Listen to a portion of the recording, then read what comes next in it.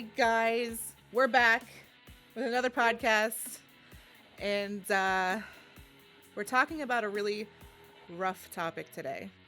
So before we start talking about it, huge trigger warning. Feel free to chime in and chat with your own things that you want to talk about. It is a safe place for you. No one will judge you or say what. Really? You don't hear it? Oh. How's that? Yeah? Maybe? Yeah. Look at the pretty lights while we wait. They're so pretty. Look at them. I hear you just fine. I just want to make sure you guys can hear the music, that's all. Yeah, I can hear the music. Okay. So yeah, trigger warning. Feel free to talk. Safe place. And we will at least two of us are probably going to cry tonight, so feel free to also cry. Feel free to cry with us. Can't hear Ark. Let me move my mic down so that's a little bit better. Your mic. Just eat it. I am not deep throating my mic. That's not the stream for it. Yeah, this is not OnlyPans, okay?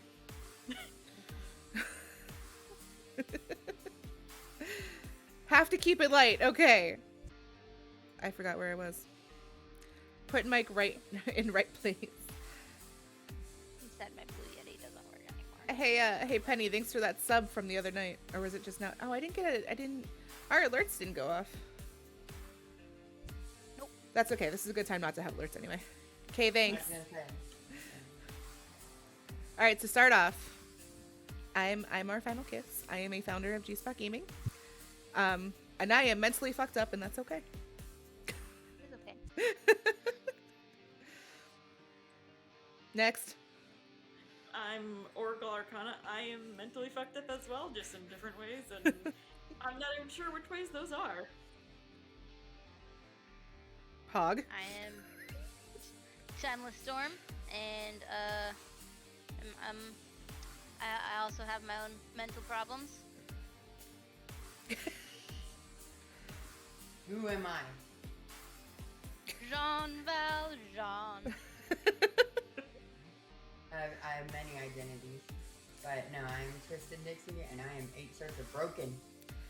You're not broken. Like she changes her name all the You're time. not broken. Cracked, maybe. No. You're not broken. Fuck's sake. If you don't know Twisted Nixie, she's also Pennywise. She's also Toothless Newb, but she can't make up her mind. And she's all of Did I them. mention I Fine, kind can of you want hear to my change mic my name now? again?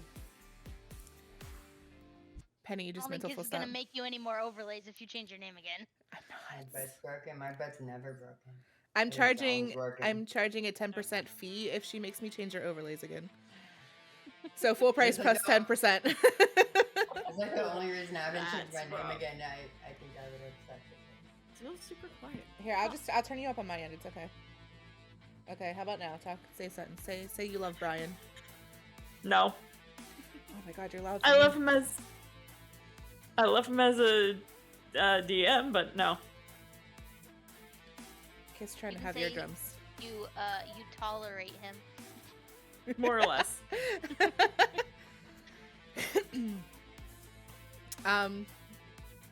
Okay, now that we all know that we're all mentally fucked up and Penny is not broken, don't fight me on this, Penny. Don't do it. Fun fact, I pulled up my own notes, but not the podcast notes. Nice.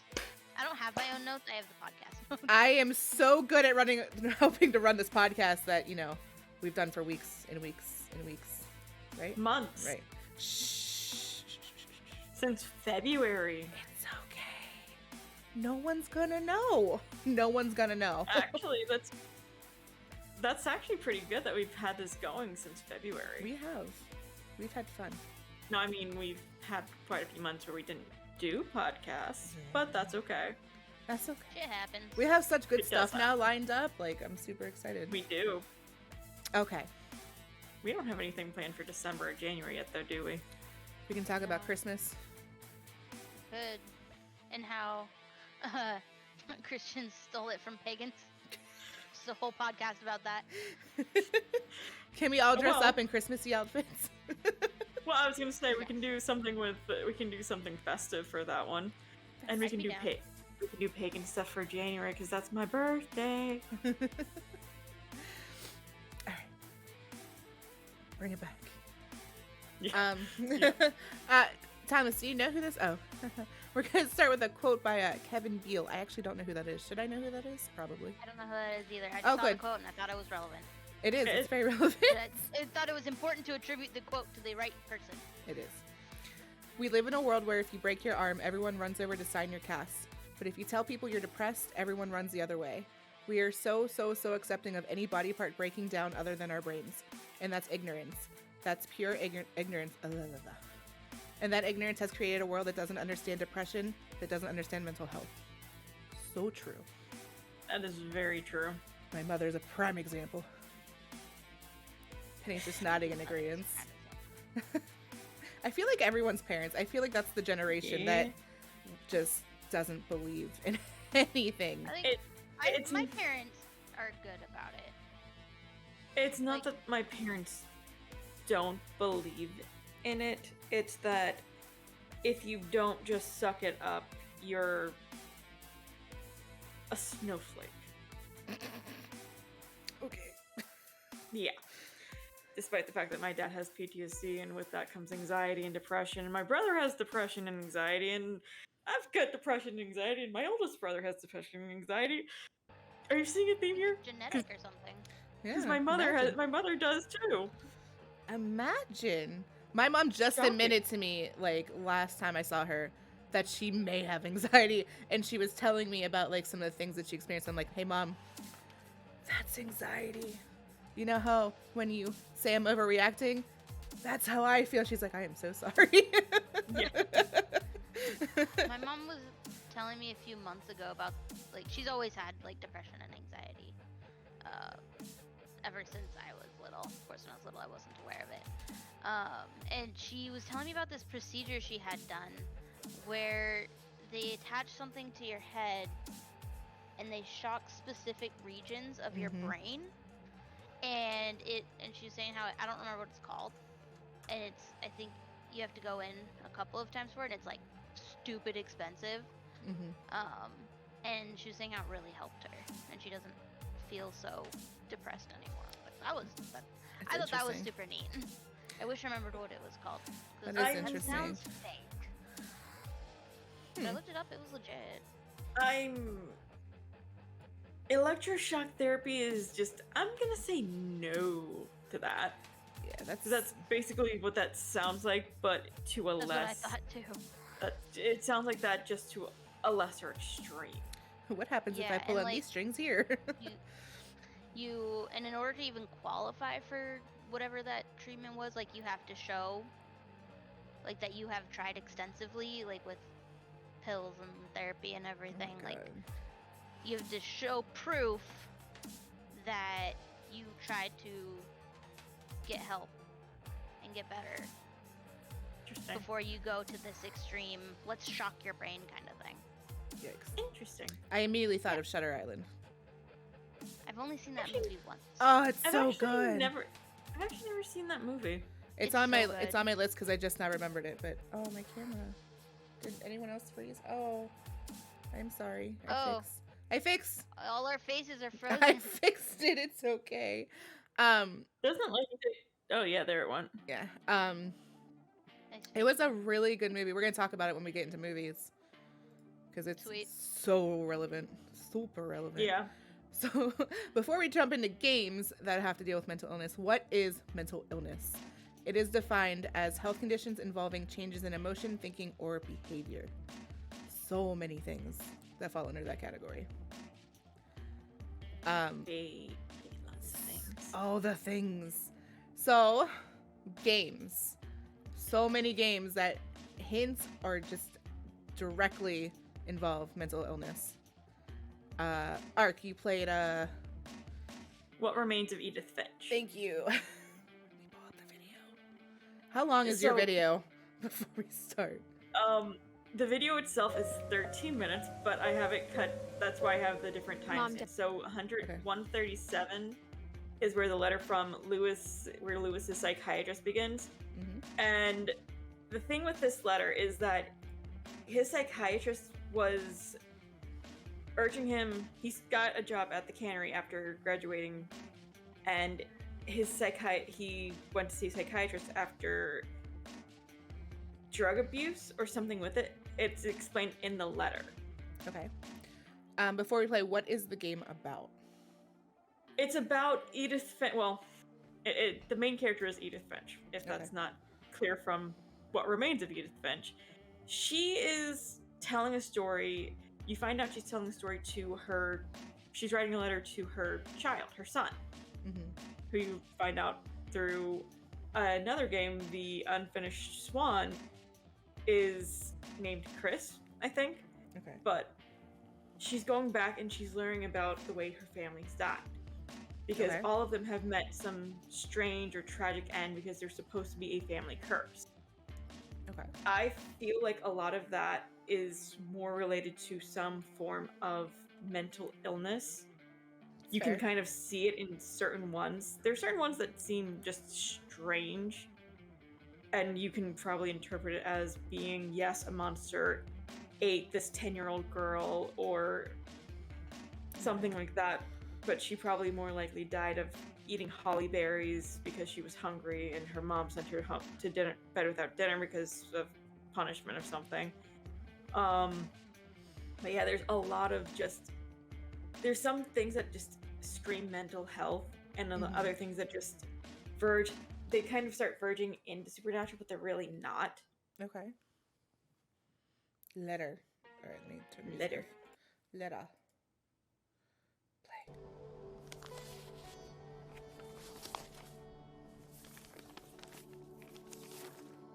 Dear Mrs. Finch, as Lewis's psychiatrist, I can understand your desire for an explanation. As I see it, the trouble began in January, shortly after we convinced your son to seek treatment for substance abuse. Newly sober, I believe Lewis first noticed the monotony you can jump of his to daily life. 209. It'll be there in 5 seconds anyway. He kept working at the cannery, Here we go. but he withdrew part of himself. In our sessions, I saw the same behavior.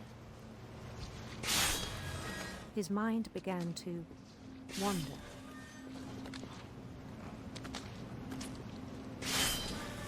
Go ahead and jump to 3. I asked him to describe it. It was all in his head. So this is just kind of giving the idea that he took knows it that very he's seriously. basically just I had imagining. hoped he'd This find is himself. he's daydreaming, which I'm not really sure what to classify this as, but from the But he sounds of found it, it something. sounds like maladaptive daydreaming from the start. Okay. I worried about I it. seriously thought he was gonna chop off his arm. Daydreaming at the cannery. Well, Played the game. well, yeah. I spoke with his boss. But he said Lewis had become a model employee. Go ahead and jump to Methodical, 4. tireless, focused. Actually, I think it might just jump. Yeah. Yeah. So I'm even he's encouraged. starting to really lose touch with reality even farther, It seemed Yeah. very promising at first. and it's just this is He told a me he'd danger made of a new friend. daydreaming, like it is. On the edge of a city he named Lewis Topia. Jump to 520. He built the city up that all the cheering crowds, even the stones under his feet, were all in his imagination. So he could do whatever he wished. Oh. So it's giving him control that he doesn't have Yeah. in the life he already leads. I think this is gonna bring you up to 607 anyway. Yeah, basically, yeah. They begged him to stay, but his mind was already wandering.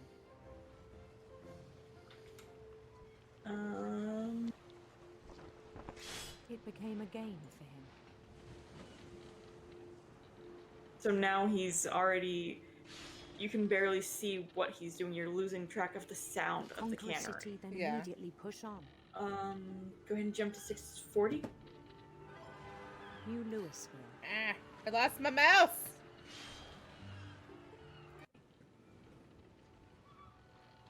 So one day he Even forgot as to go his home to the mother cannery. pleaded with It's him. in place. Yep. Part of Lewis kept sailing on.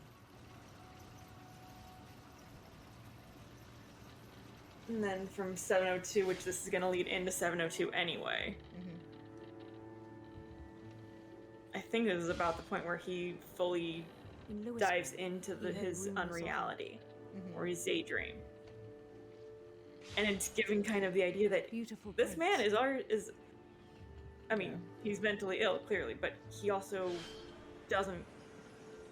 The idea that you can choose a handsome or a beautiful prince or a handsome princess Mm-hmm. kind of Prince was speaks on his own to quest for extra parts of it, and it's his own choices. Yeah.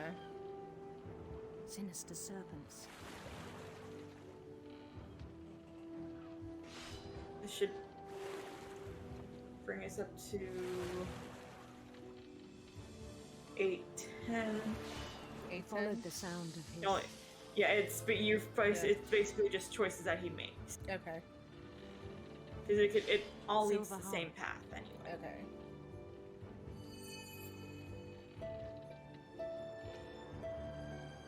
The other choice was an electric sitar, and before that, with the serpent, it was radiant rainbows. Yeah. His chase led him to a golden palace east of the sun and west of the moon. Even then, his logic remained sound. So you can see that he's Yeah. officially He knew the immersed world was in all in he's his lost touch with imagination. reality. Yeah. Where the fish even going? Exactly. Oh. But he was so proud of having created it.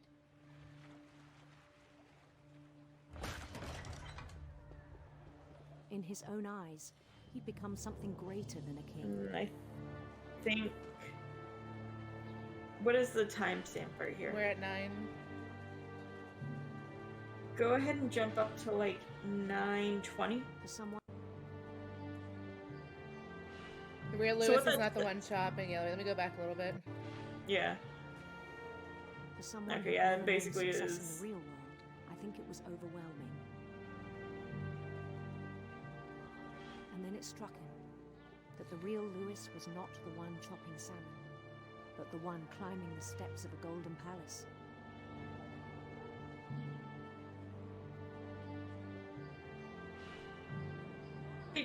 What you don't know is that My imagination while you're doing was this, as real as my body, he told me. It was hard to argue with him. and jump to 9:55.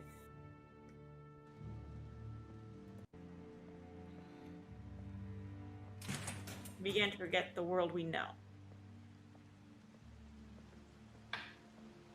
And I then you think it can pained jump him to remember Lewis. from 9:55 to 10:22.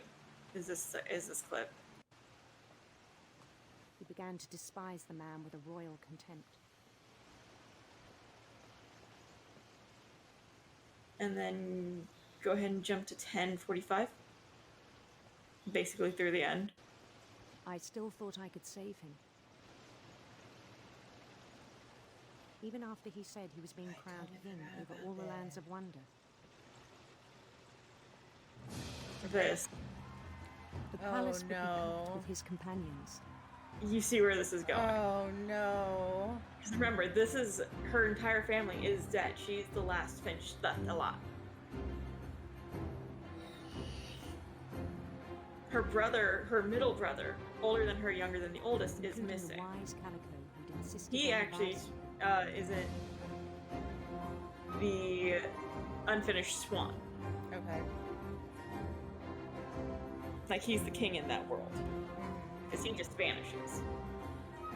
That's where the unreality is.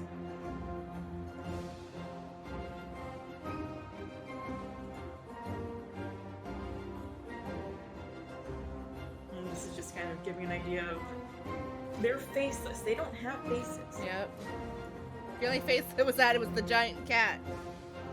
And His so that's knees just waited, adding holding his to the crown. unreality part of it.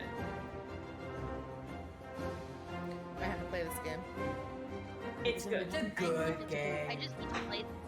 The problem, or I'll explain after. This is the end of that bit. I'll explain after. Oh my god. Then down Yeah. his head.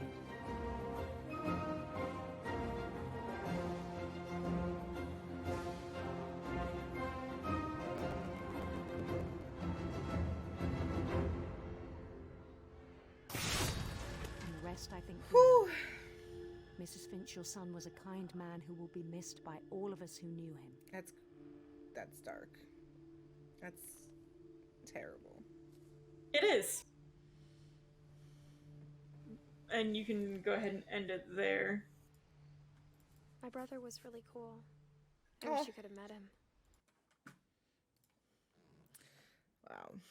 So, the thing with that, you saw how it was one hand was moving Mm-hmm. the fish. You have to control that with both joysticks. So, with one joystick, with the left joystick, you are moving Lewis in his daydream. Yeah. The other hand, you were still moving, doing the fish. Yeah. So, it kind of breaks up your brain, too. It's Yeah. just like, you have to keep your mind moving. So, the reason I call this maladaptive daydreaming, the reason I feel like that's the best definition I could come up with for this. Maladaptive daydreaming is a psychiatric condition. It was identified by Professor Eliezer Somer of the University of Haifa in Israel. This condition causes intense daydreaming that distracts a person from their real life. Many times, real-life events trigger daydreams. These events can include topics of conversation, sensory stimuli such as noises and smells, physical experiences.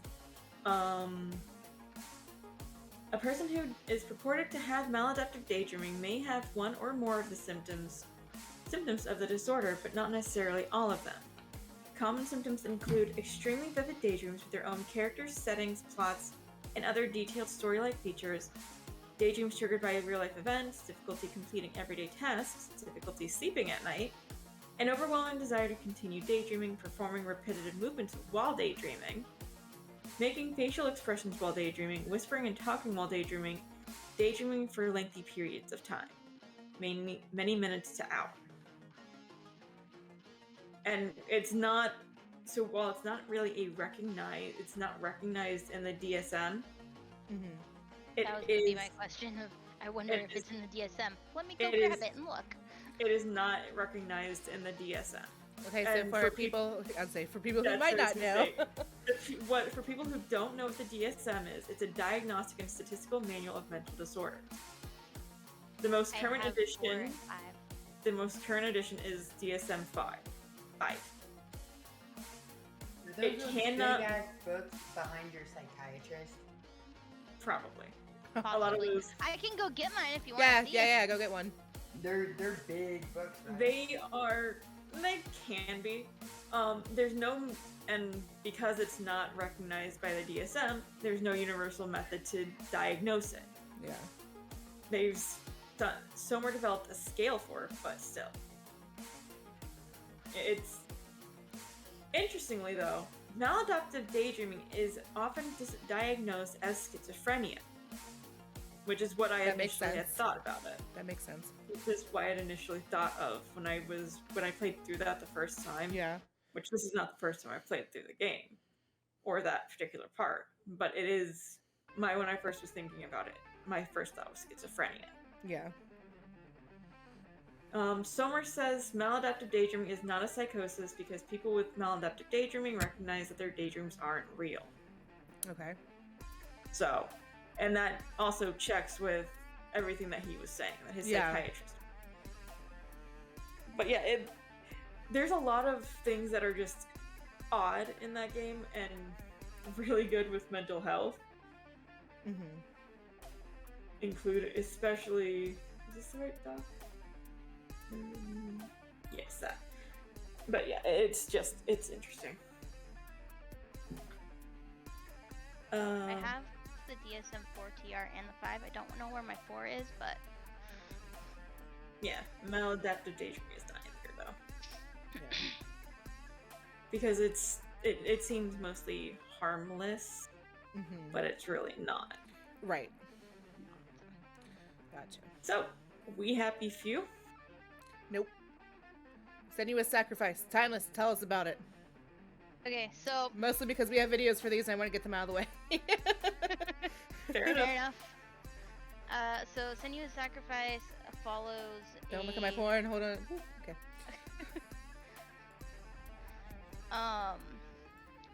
A woman who is on a quest to the Viking hell to save her lover's soul. Sorry, my cat was eating something. She is on a quest to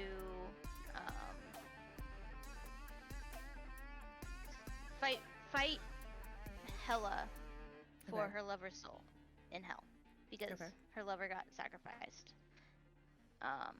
And she's throughout the entire game, she can hear voices and she has hallucinations, and they actually had a mental health advisor on their team. I don't remember if I included, I didn't, but in the opening credits, as you're, I Right? assume it's a river that you're on. Looks like a river. The very first credit is for the mental health advisor because Wow. they wanted to get this game as accurate as possible to psychosis and schizophrenia. Alright. Boop.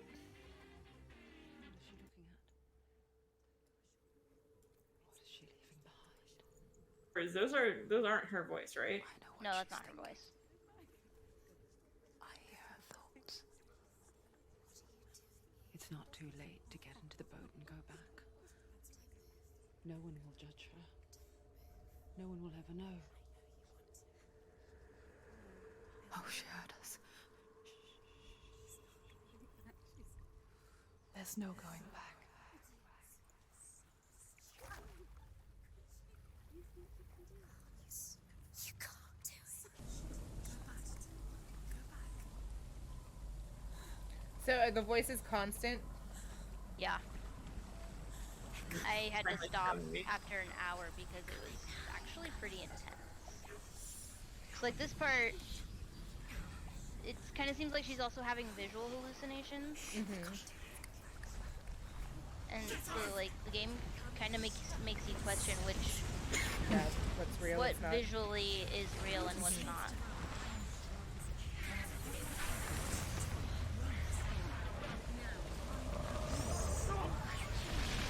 Hey, I know you said that you had thought about playing this in VR, but you're probably glad you didn't. No, you did play it in VR, didn't you? I haven't played it in VR yet.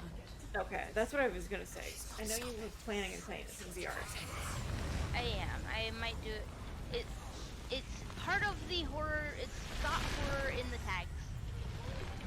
So I would like to, at least for part of my VR horror stream, play it. I would imagine that this is there are visual hallucinations with the way that everything's just kind of like fluttering across the screen. Yeah. Oh, here's a part that's gonna have a visual hallucination. It's very subtle. If you watch the skull thing that she's holding, Is that Wilson? yes, Okay. Yeah, I see it. it's very subtle. But like it looks like it's. Yeah.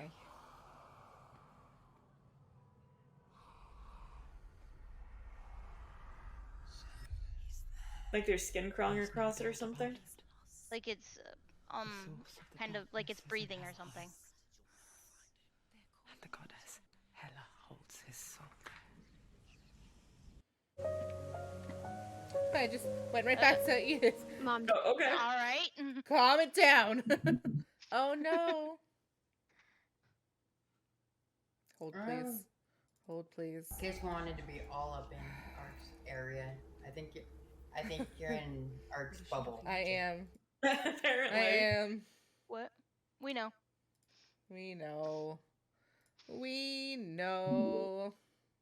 It's fine. It's okay. We're good. I thought was there more to it?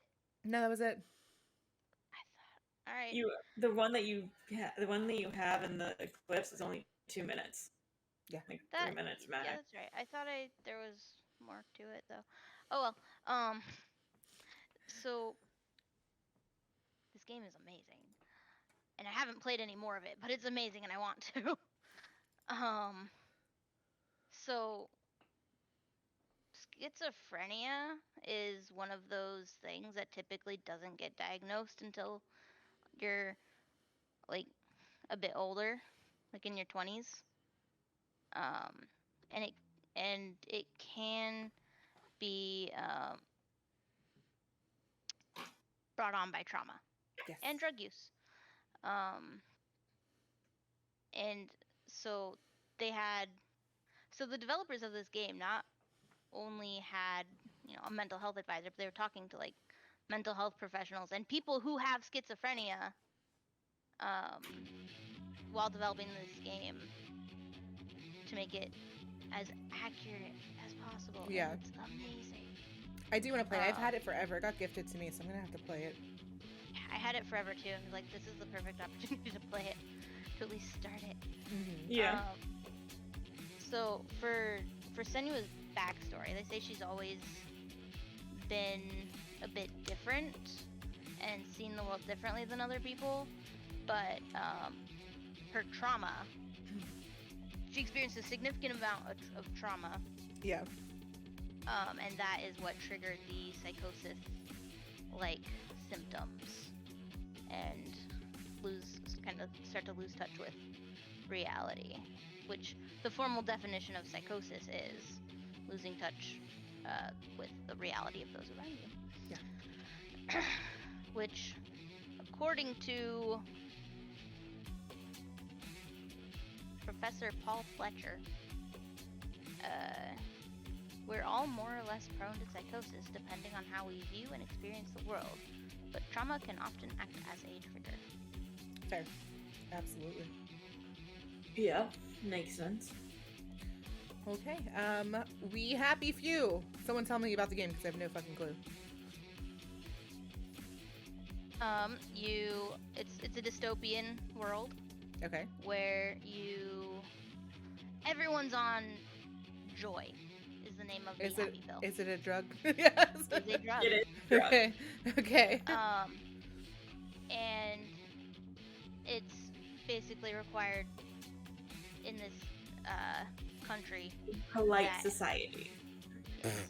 Okay. Everyone must take joy, and while you are on joy, everything does not look as horrible and depressing as it actually is. Like, it literally causes you to see things brighter and cheerier. Like, there's in the beginning, in one of the cut scenes in the beginning, so you can choose not to take your joy, and you're looking through windows as you're going through your office, and you see a bunch of people, whacking a piñata and candy coming out, and they're eating it. And then you have a flash of reality because you didn't take your joy, and it's actually a dead rat. Oh my god. And they eat it. Oh And my they- god. Okay, now I have to play that. It's on my list. I'm gonna play it. It's so good. And basically, if you're not taking your happy pill, you will look down on. They will call you a downer. Ark, you're trying to say something?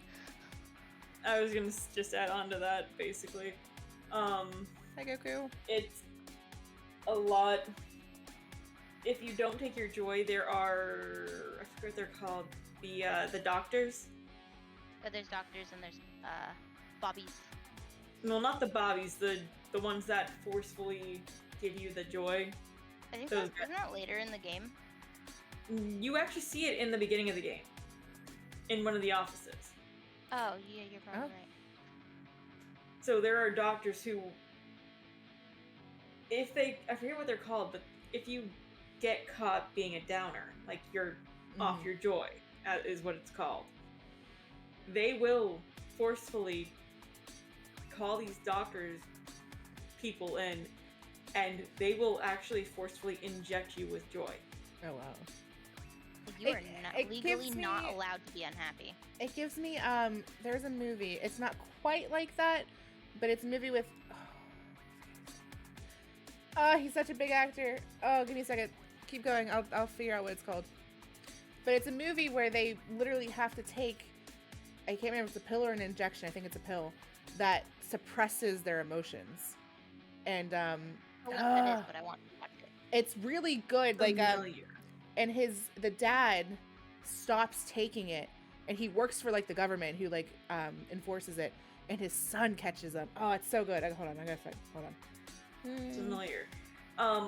One big part of that is that there are no children in England, is what this place is.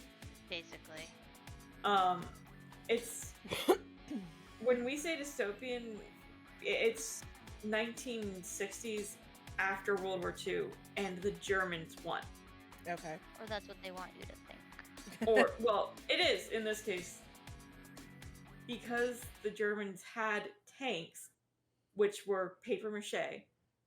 Papier-mâché. They were paper mache tanks, which they used our tactic, which is actually a tactic that we actually did use in World War II, except ours were inflatable. I don't remember if it was inflatable or if they were actually paper mache. But there's actually a video of someone lifting a tank and throwing it up and down. Things they don't teach you in history. Right? Like I learned this from a history class. I don't remember if it was high school or college. probably I college. think it was college. Probably college. I absolutely believe that was college. But because the Germans won, one of the things that the Germans did was that if you were under 13, you had to get on a train and go somewhere else. You had to leave the country. You had to leave your parents behind. Yeah. Parents, understandably, were furious, and some of them tried to hide their kids. Some of them killed their kids, so they didn't have to give up their kids. In the case of the main character you start with, Percival? He's not Arthur. Percy. Arthur. He says Arthur. he's Percy. Yeah. Arthur. He is the younger brother. He and Percy are brothers. Percy is treated as younger because it's not confirmed, but he is autistic. Okay. He is autistic coded. The way they write about him, the way they talk about him, you can see that he is meant to be autistic. I don't know. It's confirmed or He's definitely low cog. yeah. But the thing that makes Arthur come off as Joy is he sees a news article from like before the war that talks about Percy and Arthur Hastings, which is him and his brother. Okay. He stole his brother's identity to make sure that he didn't go on the train, even though he promised Percy he'd look after. Okay. So there's a lot of feelings of guilt. That game focuses heavily on guilt in all three parties that you play at. Because you play as Percy, you play as Sally, and you play as... forget what the lieutenant dude's name is. I don't remember his name, but he has a visual hallucination. He had some serious visual hallucinations. Because he has visual hallucinations of a girl that he killed, was responsible for the death of? Was responsible for the death of. I don't think he explicitly killed her. Sally has a child. She has an actual baby, and babies haven't been seen in 20 years in wherever they are. And a lot of her story has to do with connections of sexual assault that she's suffered since she was like 16. Something like that. Throughout her entire life, including during the game, or close to it.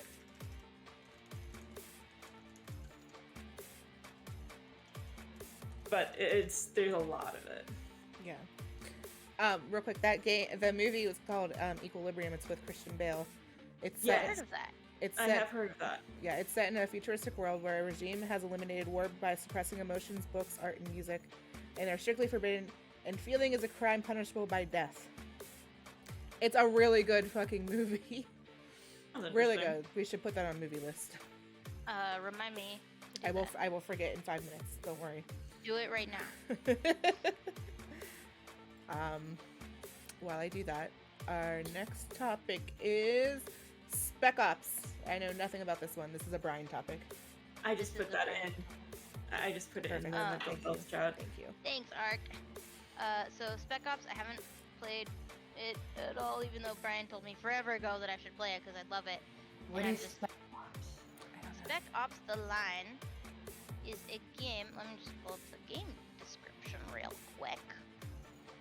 Because I saw Spec Ops, I thought of Special Ops. I think. It's a Go ahead. third-person modern military shooter designed to challenge players' morality by putting them in the middle of unspeakable situations.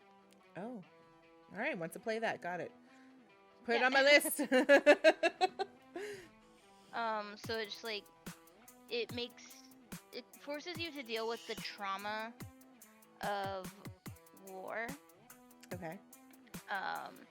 Not only trauma that you know the people and the soldiers feel from being in war, but the trauma that it causes others. Okay. Brian said Spec Ops is about how you mask trauma with something more relatable. I can see it. Yeah. That sounds good, actually. Yeah, and I have it installed. So you're gonna play it, is what I heard. Hashtag I am. spoilers. Oh, we got spoilers coming in. My mic is doing weird shit. Is that a sneeze? Yeah. Okay. It's my Minnie Mouse sneeze. That's my Pikachu sneeze. That's how I got my nickname. It's like, oh, it's only 4 hours? It takes fucking 4 hours, Haley. God damn it.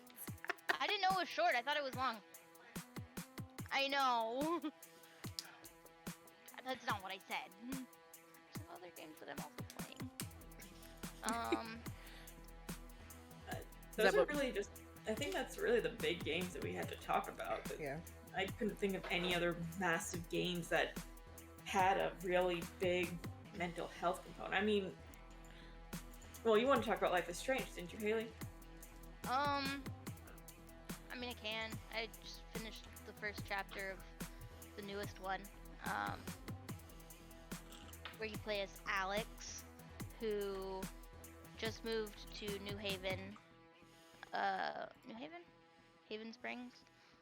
Moved to Colorado, from Portland, Oregon, being in a group home for the last 8 years because of these issues.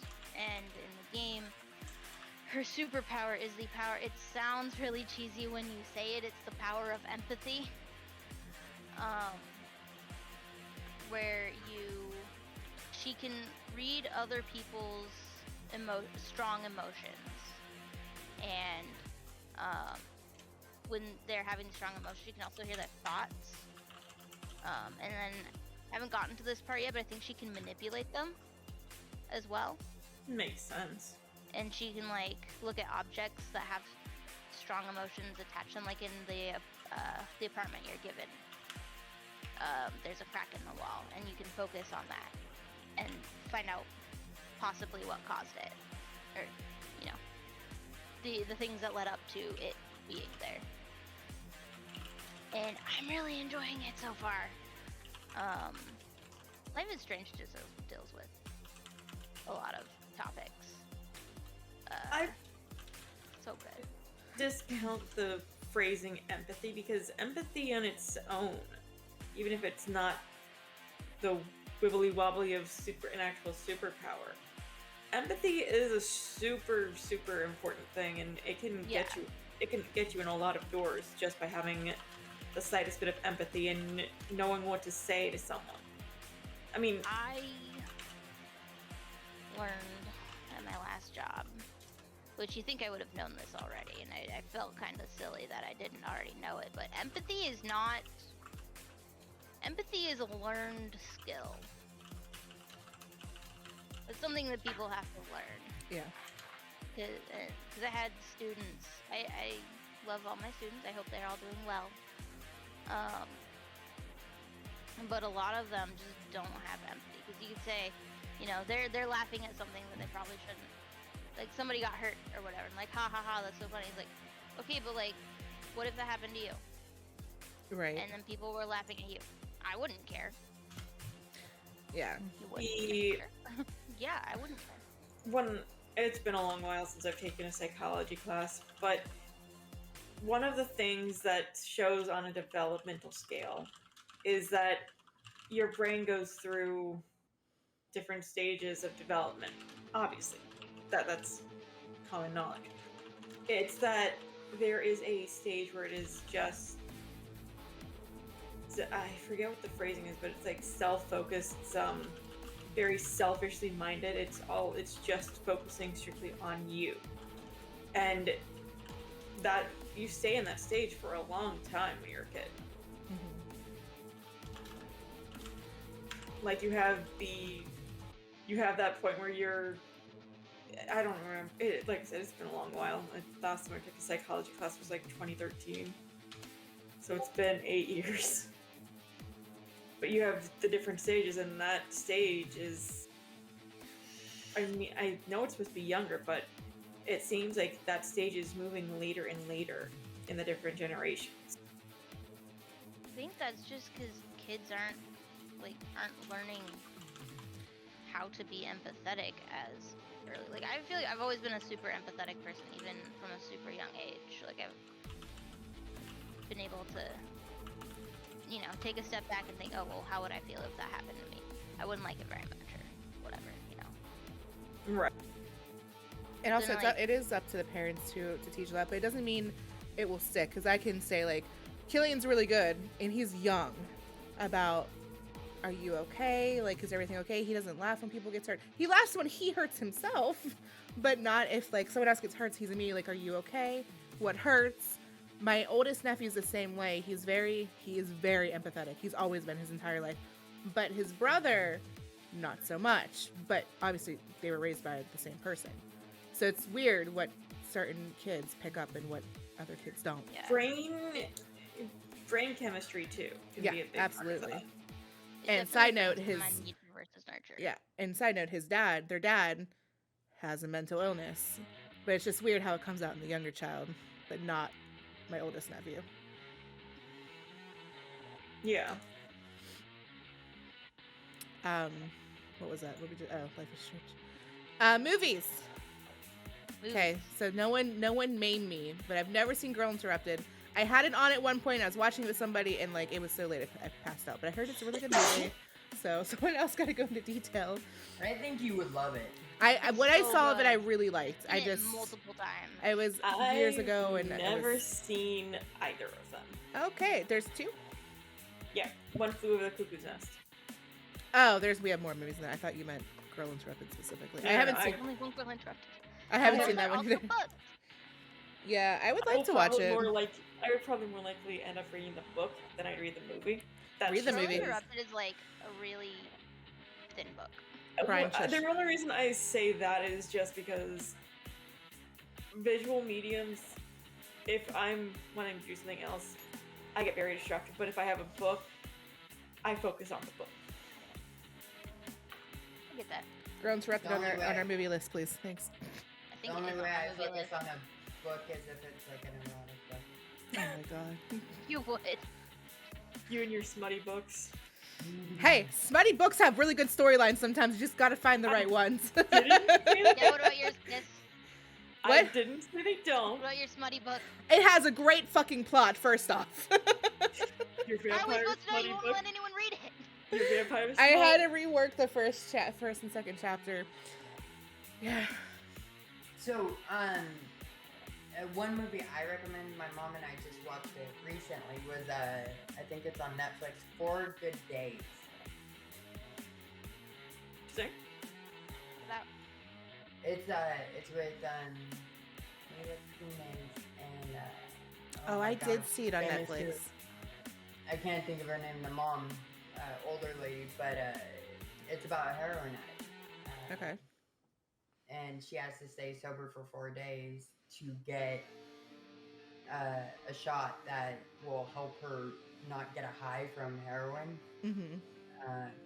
It shows all like the roller coaster of addiction and how it affects your family and how your body reacts to withdrawals and stuff like that. It's Okay. crazy. It was I mean, a good movie. It sounds good. Which, I mean, substance abuse is a big part of mental illness.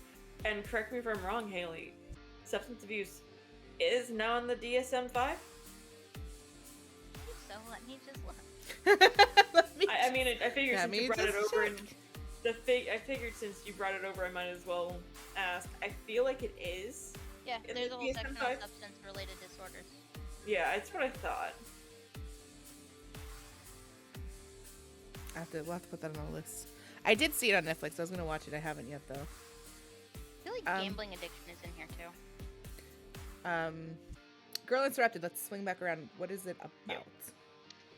It is about Susanna Kaysen, based on a true story. A girl who she tried to kill herself Mm-hmm. via sleeping pills and alcohol. And she is, by pressure from her parents, she is convinced to admit herself to a psychiatric hospital. Okay. This takes place in the 60s. In the movie, she's played by Winona Ryder.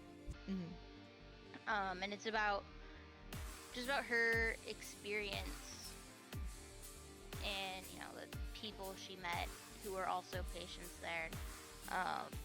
In the book and the movie, she's diagnosed with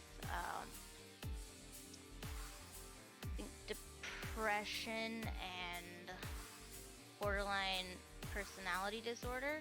Mm-hmm. This was the 60s, and if it was by today's standards, like, she probably didn't need to be admitted Yeah. at all. But it was the 60s. Right. So, you try to kill yourself, you get locked up in the crazy house. And then there's other issues, like the other characters have other things like OCD, eating disorder, grandiose delusions, sociopathic tendencies, and bipolar disorder. They don't specify Yeah. those conditions, but the symptoms are there that you can see when you're watching it. Yeah.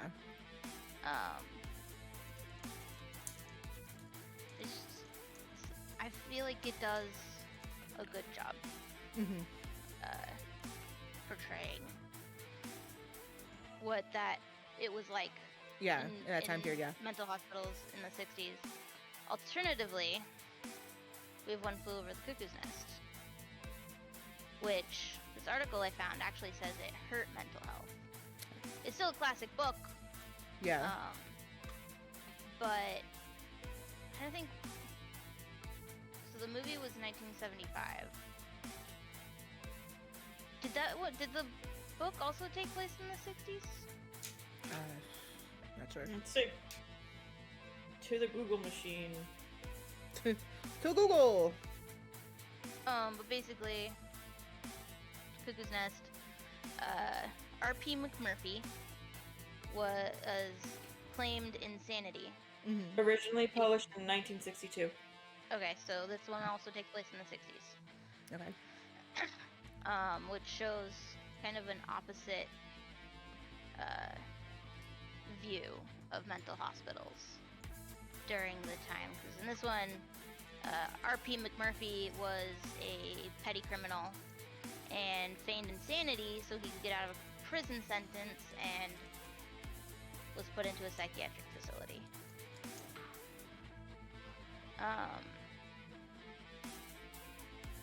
And they say that this book and movie caused people who watched it to have a negative view Mm-hmm. on mental health and the mental health care system, even now. When was this article published? 2021. What? Sorry. So, the problems.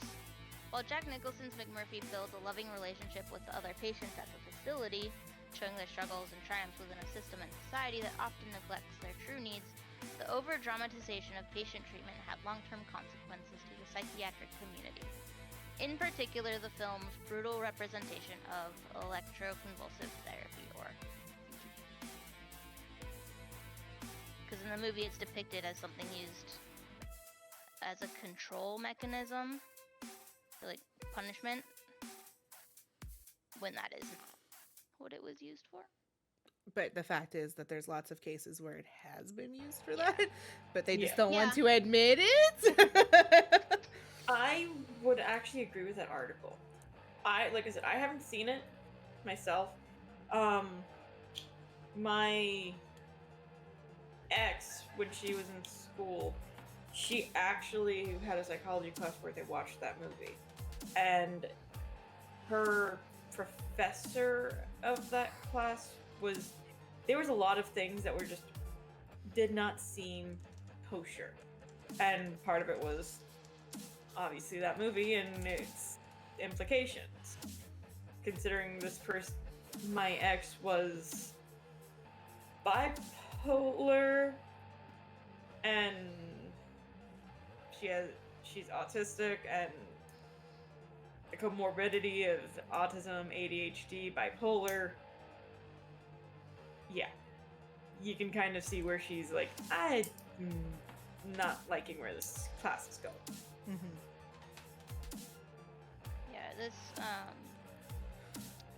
it's interesting. Just mental hospitals. It is.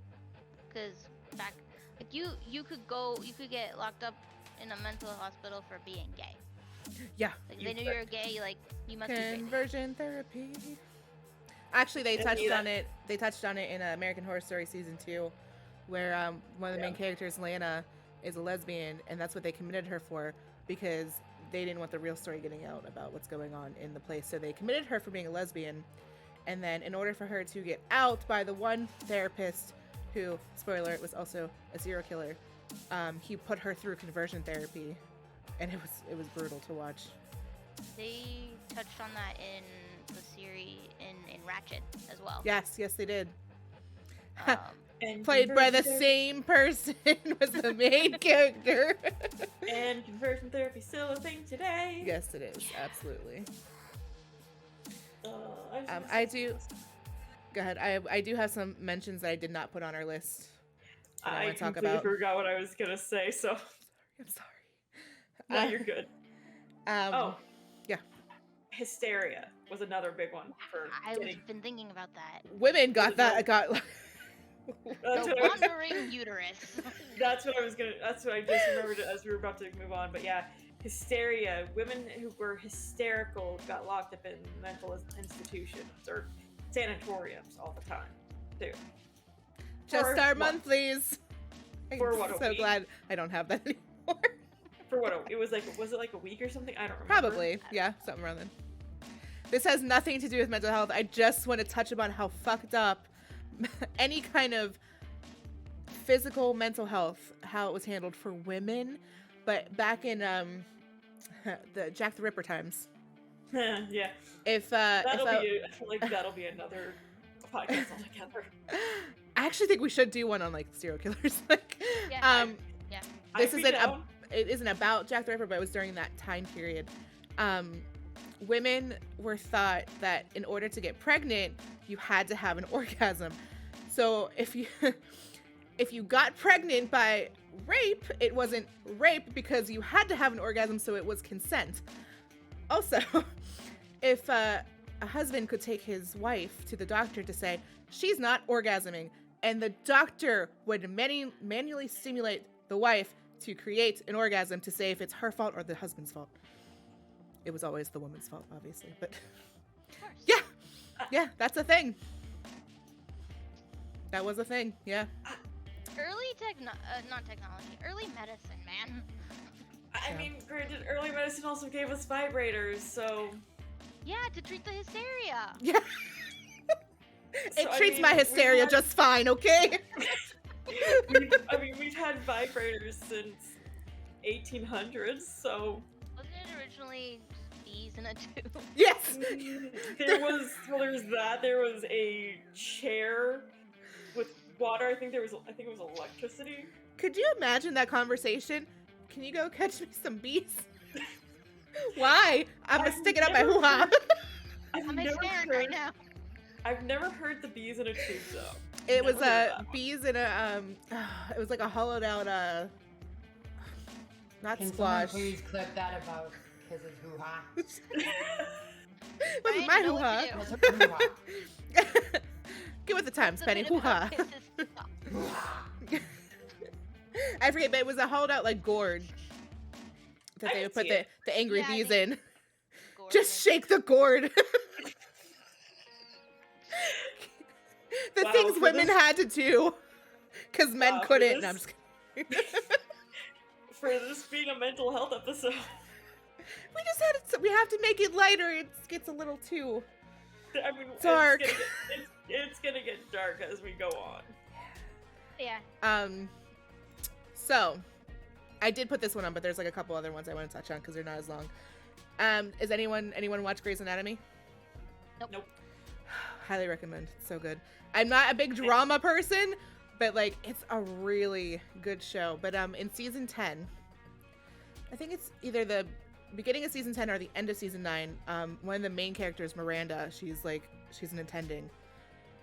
And she has a couple cases come back where people developed or got really, really sick, and it turns out that they had MRSA, and they got it from her. She was a carrier, and she happened to pop a glove, and somebody got it, and they died.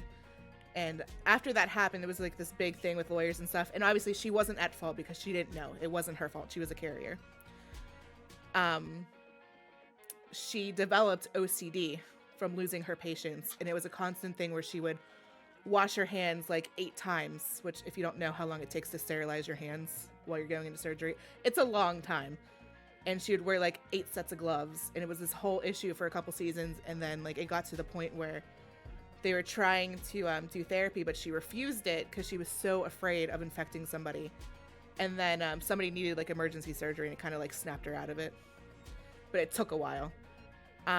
In season 16, I think it starts earlier than that, but an intern who ends up a resident, DeLuca, who dates one of the main characters, his dad has bipolar, and he's also a doctor, and like both their kids are doctors, and they know, and they're like, listen, this isn't his idea is because of his bipolar. And then it turns out later that his son DeLuca has it as well, and he's trying to tell everybody like, this woman, this is not her doctor, it's a trafficking ring. And no one believed him because of his outbursts, and it was undiagnosed bipolar. And everyone was like, it's bipolar, it's not true, it's not true. It was true. Turned out to be true. Funny story. And it touches on him in a couple different seasons about his bipolar and how it affects like his job and his relationships and stuff like that. Has anyone seen A Beautiful Mind? Yes. Nope. We watched it in my psychology Okay. class. Who just said no? Ark, watch it. It's so good. Bees. Oh, fuck's sake. So it is about fucking. I'm gonna find that somewhere, like go viral on TikTok. I know it's gonna happen. Be the one thing that goes The viral one on thing. So it's about John Nash. Is it John Nash? I'm familiar with it. I just never watched it. I know the concept. Yeah, so it's basically about a guy who has schizophrenia, and it's undiagnosed, and he it goes through his life and his relationships, and how he, at one point, this is near the end, at one point he thinks he's working for the government, that he's getting these secret notes from the CIA, and he's helping them with these cases, and then it like, you see it from his point, like his college roommate, and then at the end of the movie, it kind of flashes back to all these things that he went through. His roommate wasn't real. It was all in his head. The CIA things were all in his head. Like, the notes that he was getting, like, the mailbox was stuffed full of them. He never actually, like, were being sent things. They were all over his wall. I think his wife is the one who finds it. It is an absolutely amazing movie on schizophrenia. It's so good.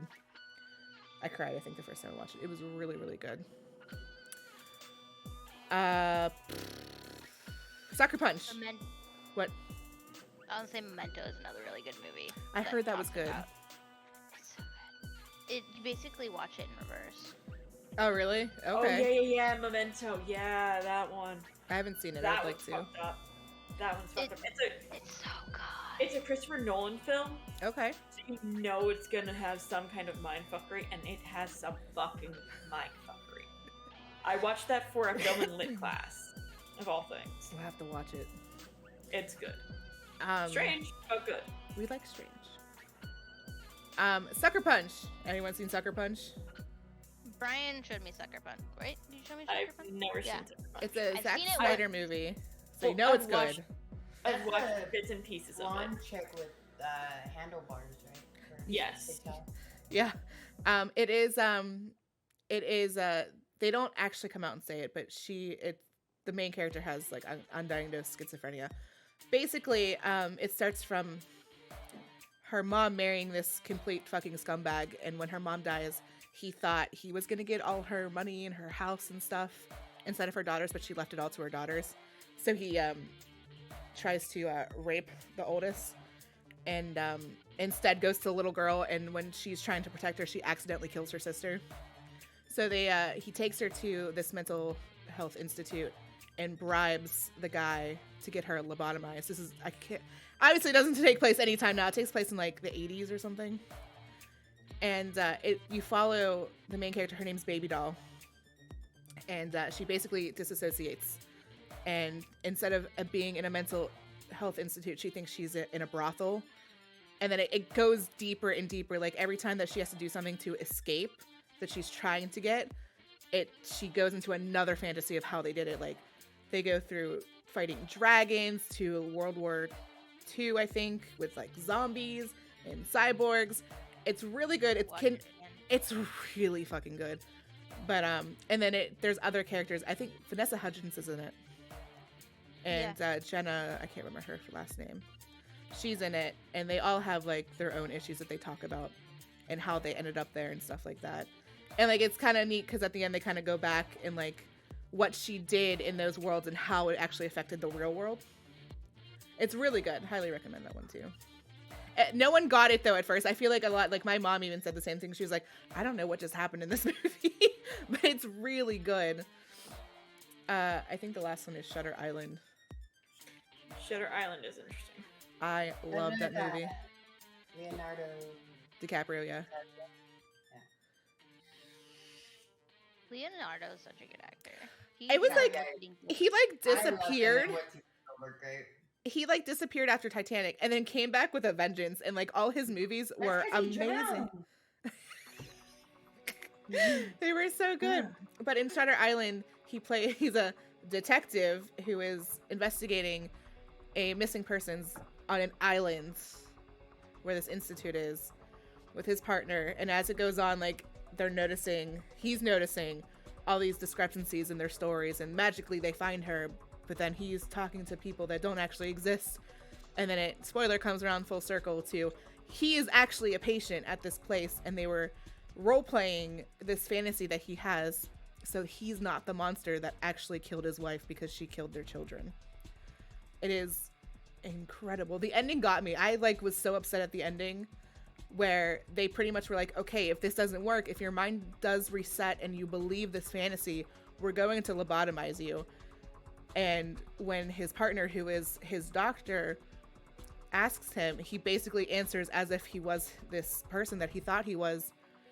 And then I think this person wanted to be lobotomized, to be honest. yeah, so he approves the lobotomy, and they come to get him, and he basically tells his partner, is it better to live as a hero or die as the monster? And he knew and thought that he was a monster and wanted to be lobotomized, and it was so sad.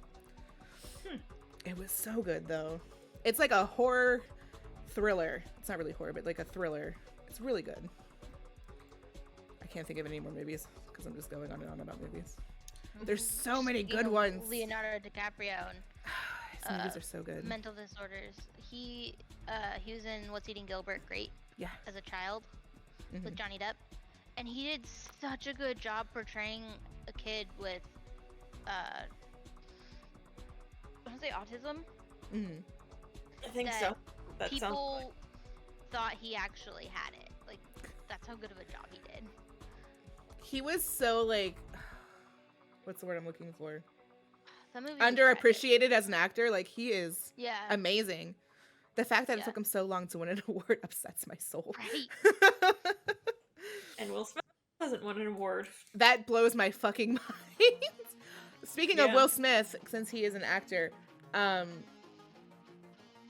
saw this on Facebook actually today. It was like amazing that I saw it today. Actually, it might have been Haley that shared it. I can't remember.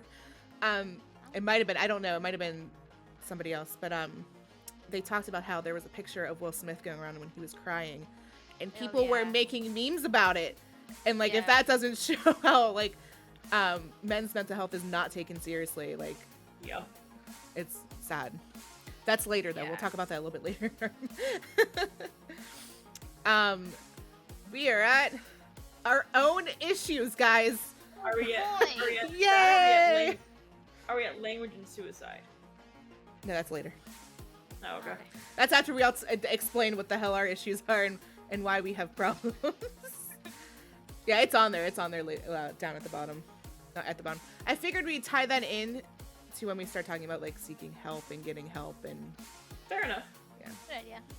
Time the syrup first. Okay. So, my issues started when I was about 6. And I have an inherent distrust for stepdads. And because my mom, so my parents have been divorced since I was like 2. I don't even remember it. So as long as I remember, I always had 2 Christmases, 2 birthdays, 2 Easters, 2 whatever holiday, which has been great. But when I was around 4 or 5-ish, my mom started dating who later became my stepdad, and he was perfectly nice. I wasn't there for when he proposed to my mom, but she said that when he proposed, it was actually a really nice proposal, and he said, instead of just saying, "Will you marry me?" he said, "Will you and Haley marry me?" Which is like the most romantic thing ever. So they got married. I was the flower girl. He was still nice. And then it wasn't until after my sister was born that something happened, and he started to be mean. He was a complete asshole. I think it was because he got into a fight over the phone with my dad. Because my dad got into a fight with my mom on the phone, and then he interrupted, and then ever since then, like, I was the target. It was only ever verbal.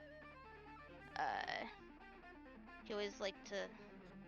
For the longest time, the word fuck was not one that I would say.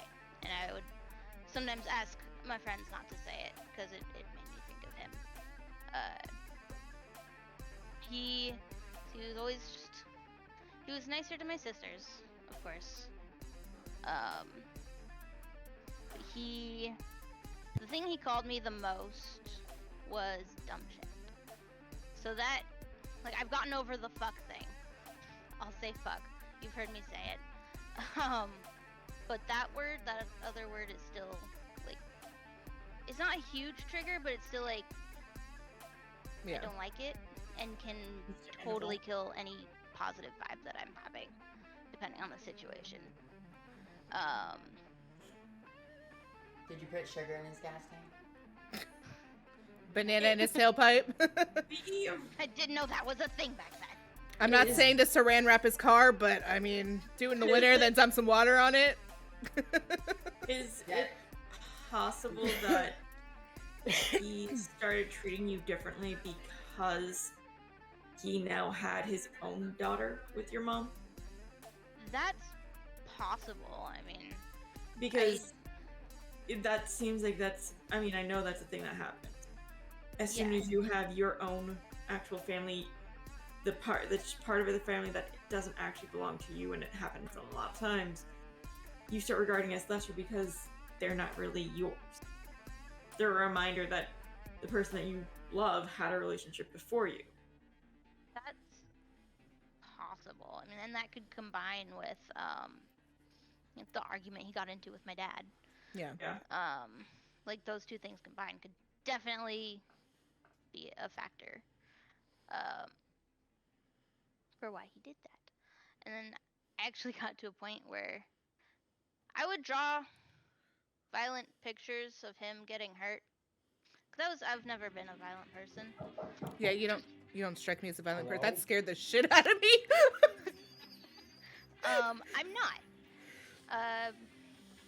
But I would draw pictures of him getting hurt in various ways. Missing an arm, kind of thing. Something he would do, which drives me nuts when people do it still, is the way our kitchen and family room were set up is like it was all one big space. So we had kitchen, little dining area, and then family room with TV and whatnot. If I was sitting at the table, like there was a light above the table, and there was kitchen light, and there was family room light. But again, it's all one room. If you have all the lights on, the room's gonna be a lot brighter than if you have just one light on. And I'd be like sitting at the table, and he'd come in, he would turn the kitchen light off. I was like, bruh, I'm using that. Yeah. Now, Brian's dad does that sometimes, so I'll just be like, hey, can you turn that back on? Like, but you already have that light on. Yeah, but I like them both on, and then he'll turn it back on. It's fine. It's, like, it's great.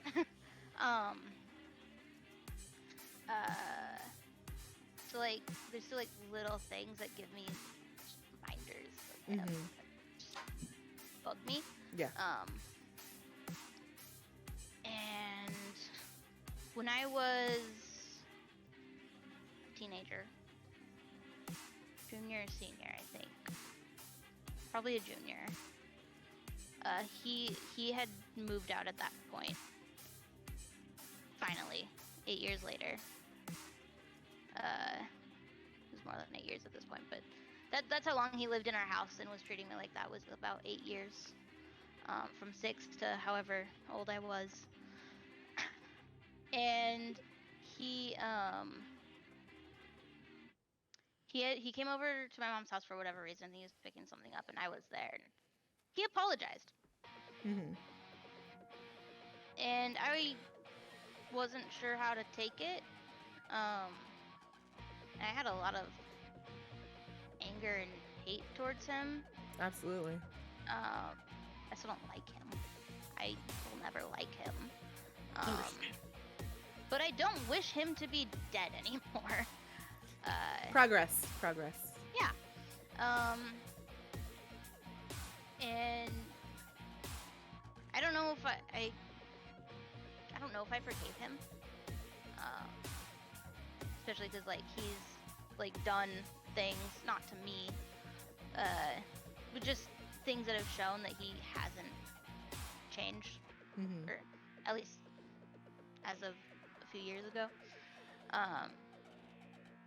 Oh, and another thing, he's an alcoholic, so he would come home drunk every night, and he was just a lot worse when he was drunk. Yeah. Yeah. Yeah, makes sense. Yeah, I sleep with my window open. That has never changed. If I can sleep with my window open, I will. But for whatever reason, the grass had to be watered at night. So when he would get home super late, I'd be in bed. My window would be open. He knew I slept with my window open. And I could hear him repeating things over and over about me. Like, things that he would call me. It was like, cool. I'm getting jumbled and saying things out of order, and that's okay, because I didn't write anything down. Kind of losing my train of thought. But yeah. I still have things that trigger me, but it's definitely not super extreme. I don't like the word dumb shit, and that's a trigger word. I don't like saying it either. What about dumb fuck? 'Cause I Dumb know I fuck say is that. fine. Okay. Dumb fuck is fine. She's asking because she says it a lot. Yeah, I know. I'm like, oh my god, have I been triggering you? You No. haven't fucking said anything? That's like one of my Anything? biggest anxieties when people talk about their triggers. I'm like, oh my god, is it something that I do? Because I feel really bad. Yeah, no, dumb fuck is fine. Stupid shit is fine. But the word dumb next to the word shit, even if you're not calling somebody that, like, I don't like it. It's fair. Yeah. Understandable. I'm trying to think if I've ever said that now. You actually said it recently. Oh no. Damien. I don't think it was Damien. I think it was in the last podcast. Oh, what was our last podcast? What was our last? Okay. Conspiracy I just remember we were like in a call, and somebody was streaming, and you said it. I've heard Jasmine say it too. Just like Jazz has said it. I'm sorry. I know I regard Damien as, for people who don't know, Damien is a D&D character in our campaign, and I regard him as being a dumbass. I know I call him that a lot. Yep, that's fine. I didn't remember if I had called him that recently. And now that you said that, I'm just like, shit, have I actually said that? Let's be honest, we all just call him Daddy Damien, so it's okay.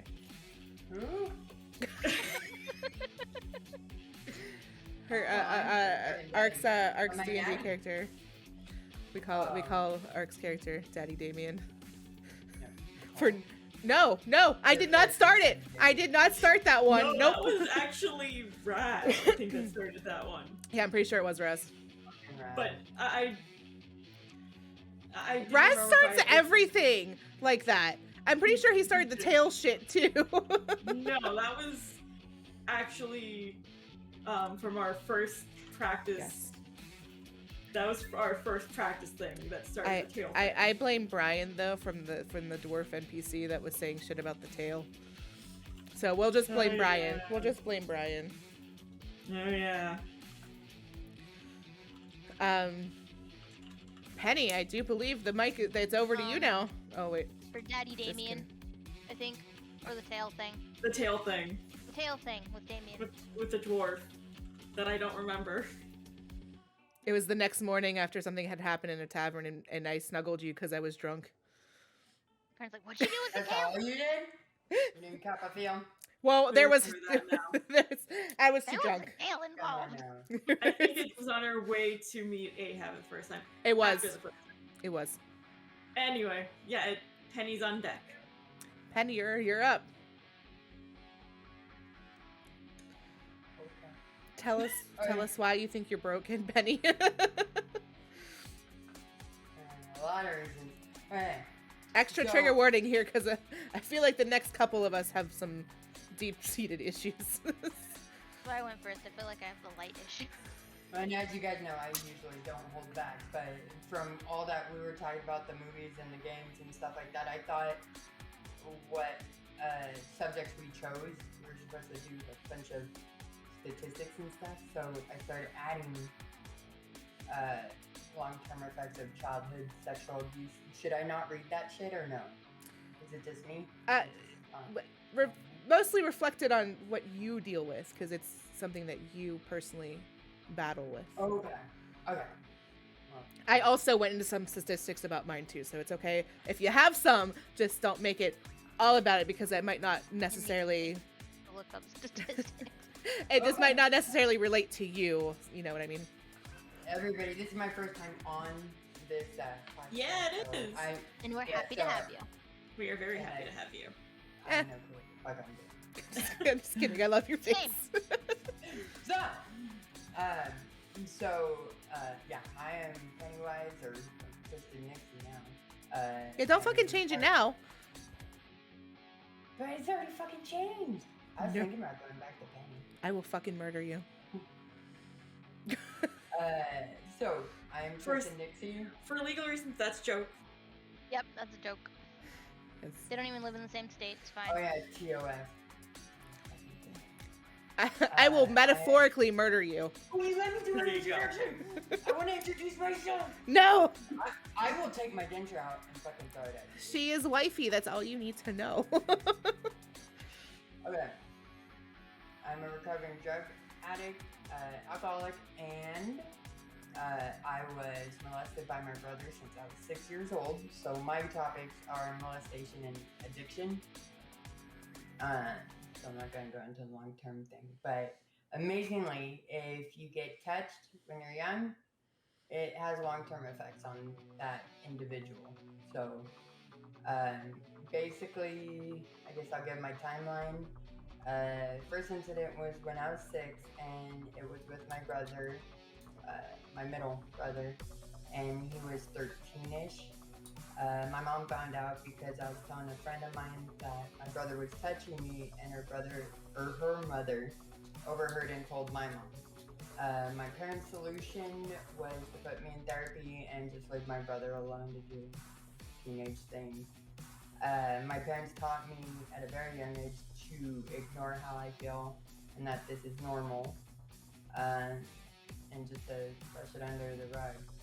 At 10 years old, my parents were divorced, and one of the older neighborhood boys sexually abused me, and I want to say I didn't report it because I didn't want to cause waves in the neighborhood or, be frowned upon. And then when I was 14 years old, the same brother returned back from the army and came to stay with my mom and I. And this is the first time he raped me. I told my therapist I was taken away from my mother for a couple of weeks till she did what the court ordered her to get me back.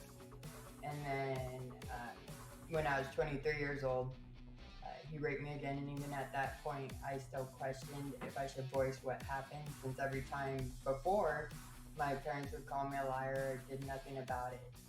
And I actually, that night, when I was just drinking whiskey like nobody's business, went driving, don't even remember conquering the freeway, went to my friends and just thought real long and hard on if I should report him or not. And when I headed back home, I did call the cops and reported him. Can I interject real quick?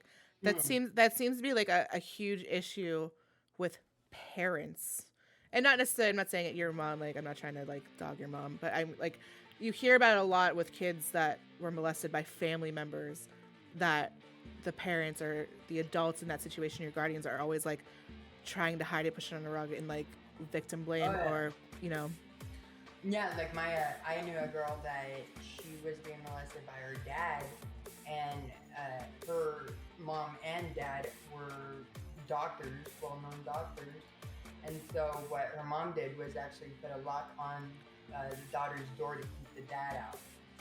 But not report to dad though, right? Nope. Yeah, see, like, not fucking doctors. Yeah, and if you don't think something is wrong with that, like, it's Yeah, and unfortunately, your own daughter in. Right, and that's like a huge like issue, and like, not that we're talking about this episode because we have touched on it before, but a reason why, like, when people say, well, why didn't you come forward when you got raped before? This is why. This is exactly fucking why, because you are either not believed, you're victim blamed, it's your fault, or no one does anything, no one follows through with it. Yeah. Continue, I'm sorry. No, you're fine. He spent 3 years locked up. I think he got a 5-year sentence, 1 year jail while he was waiting for the case, and then like 2 years prison. And even with child sexual abuse, I mean, it's frowned upon to where like even prison mates tried shanking him, because that's a big no-no. You don't touch kids. I heard a story once from my dad. His friend used to be a guard at the prison, and they had a guy come in who was a pedophile, and the inmates literally all of them, it was a small prison, they all literally beat the shit out of him and then carved pedophile into his forehead so that he would have those scars for the rest of his life. Like, they don't play around with that shit in jail. Yeah, because a lot of them, even though they killed someone or did their own crime, they still have young children at home of their own, you know? Mm-hmm. No one would want that to happen to their kid, you know? But he got locked up, and I was about 23, and my dad, along with my oldest brother and my whole dad's side of the family, started giving me the silent treatment. Didn't want anything to do with me. Their mentality is, you fix it in the family, you don't snitch to the cops. But, you know, I mean, going on years of nothing happening, when I do try to report it, you know, like my voice went unheard. Mm-hmm. So, and then, well, like we were just saying, a lot of times people do not report because of negative consequences. I mean, I've dealt with my parents, you know, the biggest role models in my life at the time, calling me a liar, ignoring me. I've been bribed, I've been blackmailed to shut my face. You know, it's not the funnest thing to go through, and court freaking sucks. Okay, I can't even imagine. Yeah, court, and it sucks too as a kid. You're scared to go into the system, and it's a situation I don't think any kid wants to do. Like the couple weeks I was at the emergency foster place group home, it was not fun. I mean, if I wanted to shave my legs, they had to watch me, you know, because they were scared I was gonna cut. Or, I mean, it doesn't have a lot of the amenities. Did I say that right? Amenities? That you do with your parents giving you an Xbox One, or you different shit like that. So I think a lot of kids are scared to lose all that, like their freedom and everything like that. Not to say group homes are that horrible. I'm just saying kids are spoiled. They fucking are. A lot of times, I should say. Like me, well, that's actually my next point. My parents are rich, and I have lived a good life. I've been places a lot of people only dream of, but that it shows you just because someone is living a lavish life doesn't mean that they're not getting sexually abused or abused. You know, and a lot of times at family get-togethers, if you guys were there, you wouldn't even notice there was something wrong with me and my brother. You know, our family like got it into our head that it's okay, it's normal. Get it, you know. The long-term effect, relationship-wise, I can't stand guys. I can't. Yeah. But one thing my therapist did mention is my idea of love is very skewed. Yes. For me, because and you know, therapy works wonders because you start kind of looking back on this stuff, and yeah, it's opening a band-aid, and you gotta, you know, close it back up. But I realized I don't like love because he would say that every time he would text me. He loved me. You know, from what I have read, and I did, a lot of women go promiscuous, like high school. I slept with, I didn't sleep with anybody from my school. I gave myself popcorn. Well, I feel offended. You didn't sleep with me, Penny. To be fair, you haven't actually met in person yet, so it's still a possibility. Data doesn't like to on share. I'll bring the bees, Penny. I'll bring the bees. Hoo-ha, hoo-ha, hoo-ha, Hoo-ha. Hoo-ha. hoo-ha. But yeah, during high school, I was promiscuous with older guys I'd meet online, and they would trade me for like a bottle of alcohol, and so I pretty much just made it a business transaction. Since sex literally does nothing for me. Yeah, so might as well make money or alcohol thing. But one thing I did do is I gained a lot of weight during high school, hoping I would be less attractive to him. So he just fucking stopped, and I can't even count how many times I just wanted him to wake up one day and say, I'm not gonna do that. I don't want to touch her anymore. I just want to be a brother to her. You know, brother's supposed to protect their little sister, not abuse them. Yeah, pretty much all through high school and early 20s, I self-mutilated and overdosed several times. And I didn't do it to kill myself. I did it, I think, for like a cry out for help. I even, I think at 14 or 15, I sent myself off to military school. I convinced my parents to send me to military school so I could get away from them. I only lasted 10 days. I don't think I could last in military school. Well, they kicked me out because I shaved my head.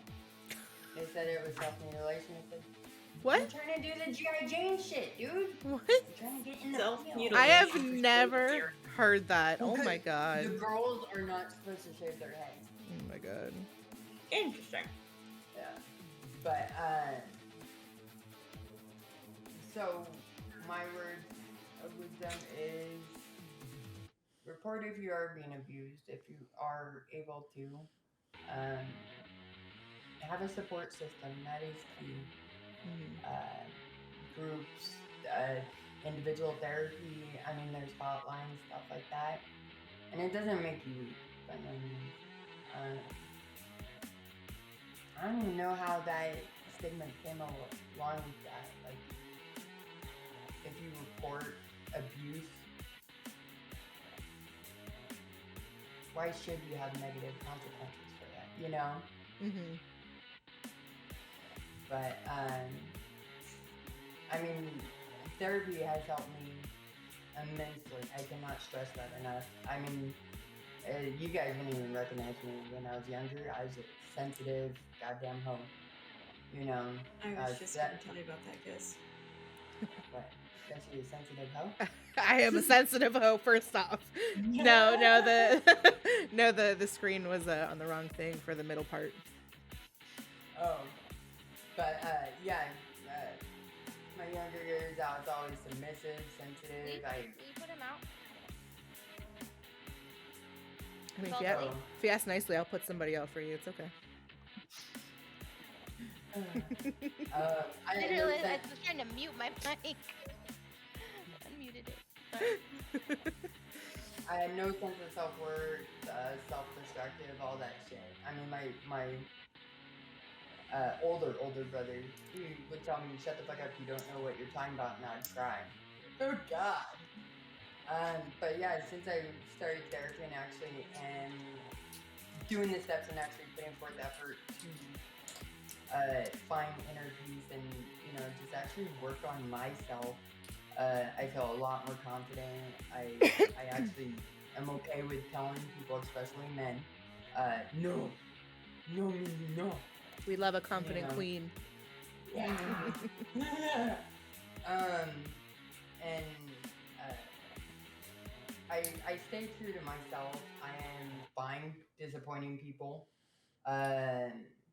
You know, it's therapy and a support system. I literally cannot stress that enough. It is a long emotional journey. I'm not even close to being done. And from my understanding, the outcome with feeling just good about yourself and being okay and loving yourself is a huge accomplishment, and it's a great feeling from my understanding. And yeah, I'm hoping to get to that sooner or later. Doing all this research on child sexual abuse and everything like that, this one website spoke volumes to me, and I was talking to you ladies about it earlier. Yeah, I'm horrible at words. Washington Coalition of Sexual Assault Programs. Ooh, did I say that coalition thing right? Yep, you said that right. Yep. What does coalition mean? It's a group. Oh, okay. I knew that. They wanted to be fancy. They're fancy pants. It's the same thing as an association. Yeah. Oh, okay. Got it. They did a webinar you could watch the video on their website, I guess back in April of this year, for victim advocates, stuff like that, people that deal with the victims, like when it happened. But they were all speaking from personal experience. And the first lady that was talking, she mentioned how in her head, with all the molestation that she dealt with when she was younger, it's almost like a little girl is locked inside, and you kind of just push her away and leave it alone for years until you're an adult. But that little girl wants to be heard, and she'll start showing herself in different ways. And the webinar was more so about sexual abuse during the pandemic, because these kids are locked in the homes where the abuse is happening. You know. Yeah. Lots of I would domestic say abuse. when the pandemic hit and we went into lockdown, there were a lot less CPS calls, and that's not because there was less abuse. Right. Nope. Lots of Because there is a lot weren't more. seeing the people who reported it. Yeah.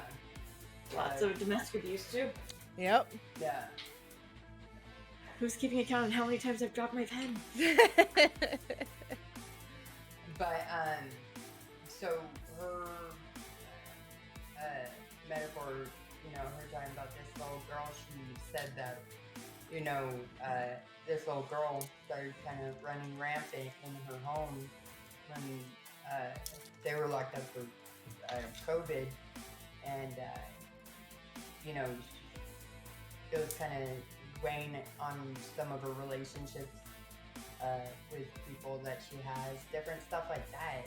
And it's true though, like when I used to drink, that little girl came out like nobody's business, dude. I would attack anybody and everybody for whatever reason.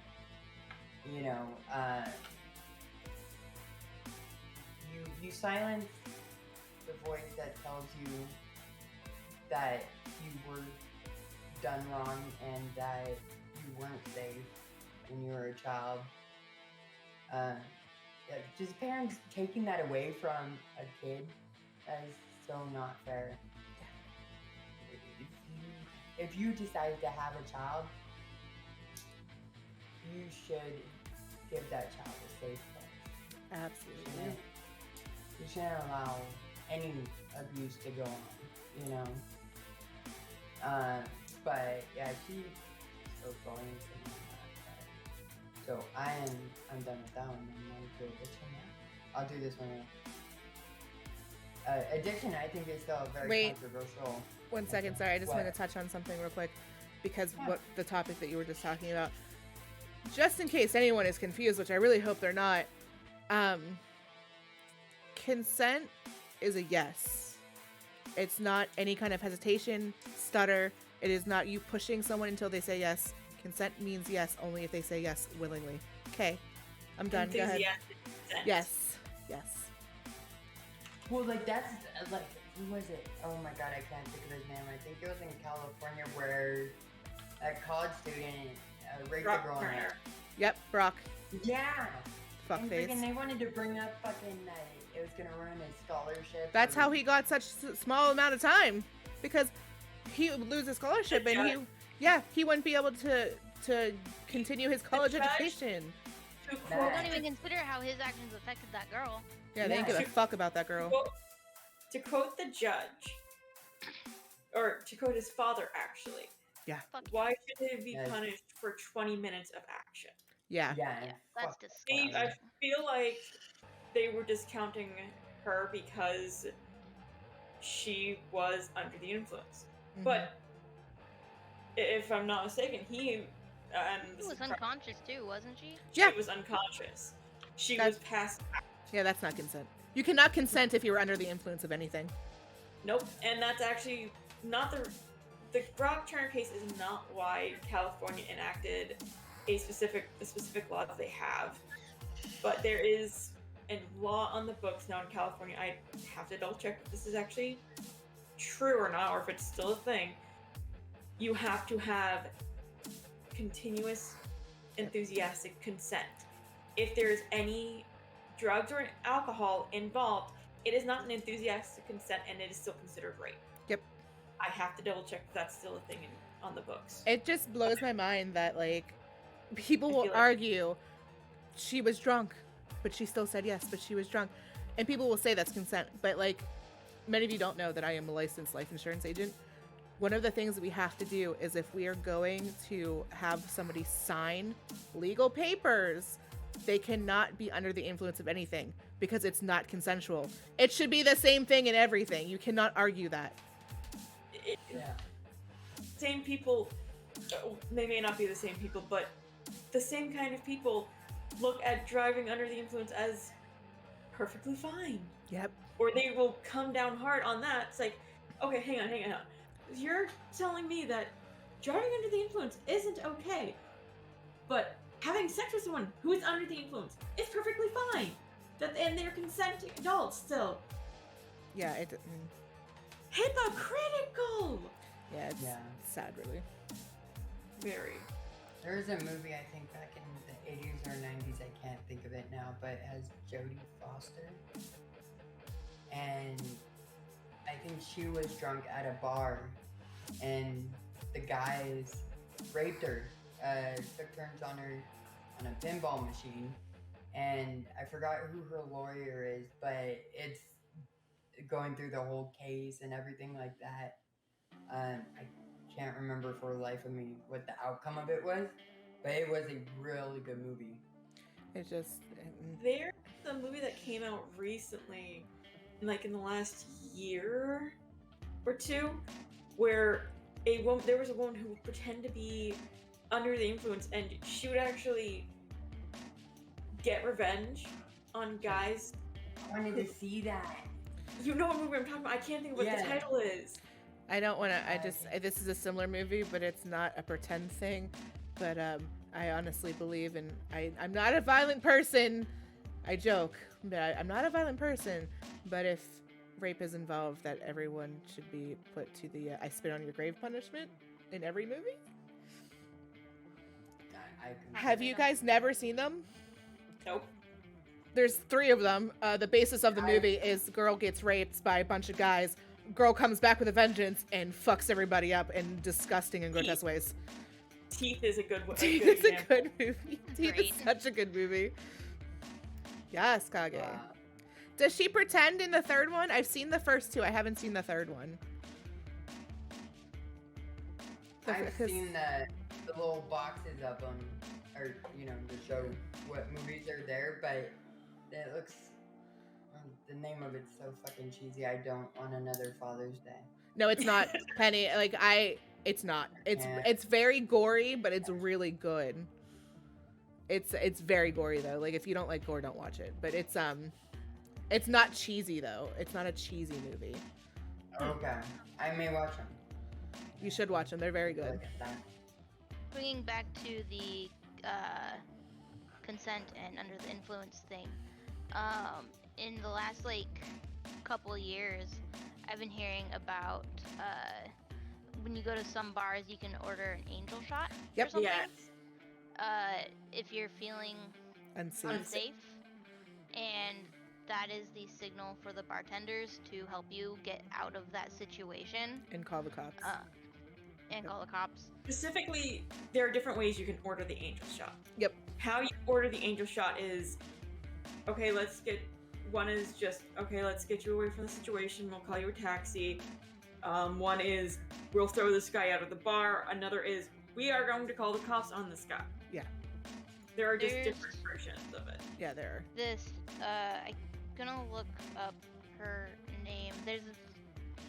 I think she's a former bartender on TikTok who will tell bartender stories, and her bar had the angel shots, and she's got stories of these guys that she's had to have thrown out because they're trying to rape Thank you. these girls. Put a link in the description for those when this goes on YouTube. There was also a somebody, I haven't heard anything, so I'm gonna assume they didn't get the patent for it yet, or if they stopped trying, but there was a company was trying to get a patent for nail polish that would change when you dipped your finger in a drink, that if it was drugged or not. Heard of that? Yeah. I've heard of that one too. I don't think they ever got the patent for it, or they're still working on it. There used to be a big. We just talked about that. Yeah, Kage. got you, Kage. There used to be a thing that was like these really pretty pieces of jewelry that had the security thing in them, and if you pressed it, like it would alert people that you had on your list that, hey, something's going on. Yeah. I don't know whatever happened to them. They probably obviously didn't do much, or I don't even know if they're still around. But it was an interesting tactic for a while when the big thing was women's safety equipment, so to speak. So moving on to Penny with addiction. Ginger Girl 2.0. You what? Canadian Ginger Girl 2.0. She's putting she's okay. Go ahead, putting Penny. the TikTok in the description. Okay. Okay, so my second topic is addiction. My big thing was alcohol. I have been 3 years sober. Yay, and Penny! I love it. I love me being sober. We love you loving you. So yeah, addiction is still controversial because, like, my dad, for the longest time, he said, just fucking stop drinking. You know? Yeah, you just Stop. But and it actually has been proven that and I read the science to it, and I'm not even gonna try to repeat that shit. But heavy consumers of a substance of any sort, really, it will alter your brain, so your brain will stop making different chemicals. So that's why a lot of times when you start saying, okay, I want to stop, and then you try to stop, you have withdrawals along with, I mean, you almost feel non-human, kind of emotionless, or at least for me. I was scared that I wouldn't know how to have fun anymore, or I would be a different person. Now, me being a drunk, obviously, I thought I was the life of the party, you know? I thought I was this funny, fucking awesome person. When looking back on it now, people were laughing at me because I'm pissing myself or acting the stupid, you know? So, I mean, it really does alter your brain chemistry and different stuff like that. And your brain will start making those said proteins or whatever again. You have to keep away from the sauce. The sauce. Or the drugs. Yeah. So I I won't lie, I was that person a long time ago that I didn't agree with substance abuse or addiction being an issue. But then I dated my ex-boyfriend who was a recovering drug addict, and my God, did that open my eyes. It's a whole different thing when you see it happening or experience it yourself. Yeah. Health issue. Yeah, absolutely. Absolutely is. And it took me a long time to realize that, and then we dated, it totally changed my opinion on it. And the moment that it changed my opinion on it was when I woke up to him overdosing next to me at 6 o'clock in the morning. It was a good time. Good time. He's fine. He's alive. Yeah, I woke up to the death rattles. It was amazing, let me tell you. Oh, fun. Yeah, it was good times. He's good. He's fine. Not sure if he's still sober, though, because obviously we don't keep in contact anymore. But, yeah, he totally changed my opinion on it. Well, and even being sober now and seeing people when they drink and when they get into that belligerent, obnoxious point, it gives me that friendly reminder of, oh, thank God I do not drink anymore. Because I'd be probably 10 times worse, you know, than them. But I did mention the main symptom of an addiction is a problematic pattern of use. which leads to clinically significant impairment or distress. A person with a substance use disorder finds it difficult to control their use of a specific substance. They continue using the substance or engaging in addictive behavior even though they might be aware of the harm it can cause or when clear evidence of harm is apparent. Yeah, so like I said, alcohol's always been my thing. I dabbled a little bit in meth in my early 20s. Love that shit too, not gonna lie. But like I said, when you stop a substance, you can have withdrawals. Like I knew a chick when I was doing my detox, she was withdrawing from opiates, which opiates are, I guess they're her own fucking demon, dude, because all her organs were failing within a few days of her stopping. And I think that's why, like with, I can't think of the stuff now, with heroin addicts, they wean you off of it. They'll give you controlled substance, but they wean you off of it slowly. Starts with an S. I forgot what the drug is, but I know what you're talking about. I can't. yeah, It's Suboxone. Suboxone. Yeah, that's shit. Yeah. So I can't remember what made me realize I was an alcoholic. I knew roughly when I was about 18 is when it kind of hit me. I do remember each time I tried to quit, I questioned who I would be when I quit. How do I have fun without alcohol? And have I never had... Oh no, that wasn't a question. I have never had sex sober till a few years ago. Hey, Jazzy. So it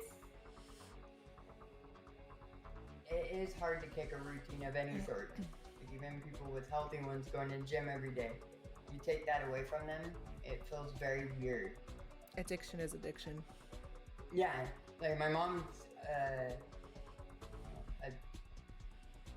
Vicky's husband, he used to be a heavyweight lifter, and then he got sick, and he couldn't do that anymore, and he did not feel himself at all. Mm-hmm. You know, he almost felt lost. Mm-hmm. I did have financial hardships, and by no means can I ever blame anybody except myself. I got 2 DUIs within a couple months of each other. Oh, that was fun. I have given to DUI program along with the court fees, along with getting my car out of the impound. I'd probably say about 10, 12 grand. I mean, it made it really hard to try to live life, like go to work, stuff like that. Because my license was suspended for 3 years. A lot of people drive on a suspended, which towards the end of my probation, I tried doing. No. I got caught driving on a suspended, and I had drinking the night before, so I was still in legal limit. I was at 0.006. But they impounded my car for 30 days because it was violation of probation. So, I mean, when you're in the system like that, where you're getting DUIs in kind of a smaller town, yeah, you're on their fucking radar. But when I quit drinking 3 years ago, I read a book, and I want to say the title was Quit Drinking for Women. And it's actually by a well-known author that also does like quit smoking for men and different shit. But it really shined a different light on alcohol for me, because it helped me realize alcohol is a poison if you allow it. It will make you push everyone away, keep you in solitude, and it will finally kill you. And then, like I mentioned with that one movie, where they try to block the person getting high, the con of that is the person is still going to try to get their high, and then they're going to overdose. I was on Antabuse when I quit, and Antabuse is for alcoholics. to make you sick as fuck if you drink. Even a sip. Yep. From my understanding, even certain hot sauces will trigger it. And, yeah, like alcohol of any sort or whatever, but it's not fun. I remember I was talking to this one guy, and him and his dad were in the kitchen standing, and all I remember is waking up and because I hit their kitchen floor, I just passed the fuck out. But yeah, it's not fun. It's a horrible fucking feeling. Jazzy said she was about to kick your ass in all of this, but you kicked your own ass. Wait, what? Why? During that period of time. During that period of time. Yeah, I was not. Oh, I totally forgot. Jazz is one person that fucking dealt with me when I drank. I am not a fun person. At all. But with Anabuse, that helped me quit drinking. But like when I was younger and I was trying to quit, my sponsor from AA, she actually ditched me because she called Anabuse a crutch. She didn't believe it. She's an old school woman, but yeah, it's like Sounds like she was a good sponsor. pure shit. I know the sarcasm. I got it. Oh, that's funny. But yeah. So I mean, if you can notice if and that's another thing. I do not like how an alcoholic term is used for fucking everything now. If someone's drinking a shitload at the bar, oh dude, you fucking alcoholic. Oh, okay. Yeah, it is a very I do thrown not around like how term. it's just passed around. Yeah, it is. But yeah, I mean, DUI programs are not fun. You know, and I still didn't. I had 2 DUIs, and pretty much life to me in shambles, or not going the way I fucking thought it would be going. And I still was drinking. I didn't even stop. I didn't miss a beat. You know, what got me to quit drinking was I looked in the mirror one day and was like, oh, I'm an ugly hoe. I don't like me like this way. I don't like me just looking unhealthy and feeling gross every single fucking morning. So I quit. Good for you. I'm proud of you, honey. I'm very proud of you. We're all proud of you. Thank you. But yeah, and anybody who even think if you think you're addicted to something, research it, get help, do something. Otherwise that shit is just gonna consume you. And I'm done, son. Proud of you. It was only 2 hours. I'm just kidding. I'm kidding. It wasn't 2 hours. She looked at the clock. Who knows? I looked at my fucking spreadsheet of notes and shit. I'm like, I did a lot of shit. I deleted so much. I deleted that. I love you. I just wanted to see the pure panic on your face when I said it. No. I'm on deck, right? You're on deck. Yep. Yeah. If it looks like I'm reading down, I am, because all my notes are down here instead of on my computer where they should have been. So I'm going to lump all of mine in together because they really stem from the main issue. But I have borderline personality disorder, also known as BPD. I'm going to read some of the stuff that I deal with. These are the things that I deal with. There's a couple other things, but these are the ones that I mainly deal with. It's a lot of instability and insecurities, especially within relationships, whether it's work or personal. A distorted self-image, impulsive and usually dangerous behavior, whether it's being promiscuous or spending a lot of money, which Data knows I have an issue with sometimes. I try not to, but I do. Like the waiver that is coming tomorrow, because I needed a way to curl my hair. The waiver? Yeah, it's like a. The straightener wasn't cutting it. Oh, no, it wasn't Timeless. So it's like 3 barrels that are together, like almost like a crimper, but it waves your hair. because I'm lazy and I'm a terrible hair curler. Data knows I was having like a fucking meltdown on Snapchat with him that apparently Timeless knew. Just Don't go there, Yeah, he was in my stream chat telling me about it. And then I go to Jazz's chat and Thomas is like, so how's your hair? God damn it. Chronic boredom or emptiness. I don't deal with this one as much anymore, but splitting, it's kind of like where you either idolize somebody or you want nothing to do with them. It's like one or the other. No, fuck off, Ho. Just kidding, I love you. I don't deal with that one as much. I don't deal with splitting. I haven't done that in a very long time.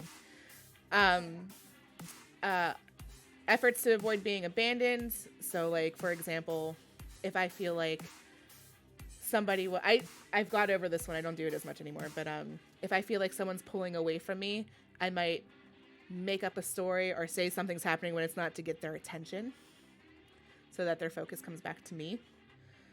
Self-harm, suicidal behavior. I don't deal with that anymore either.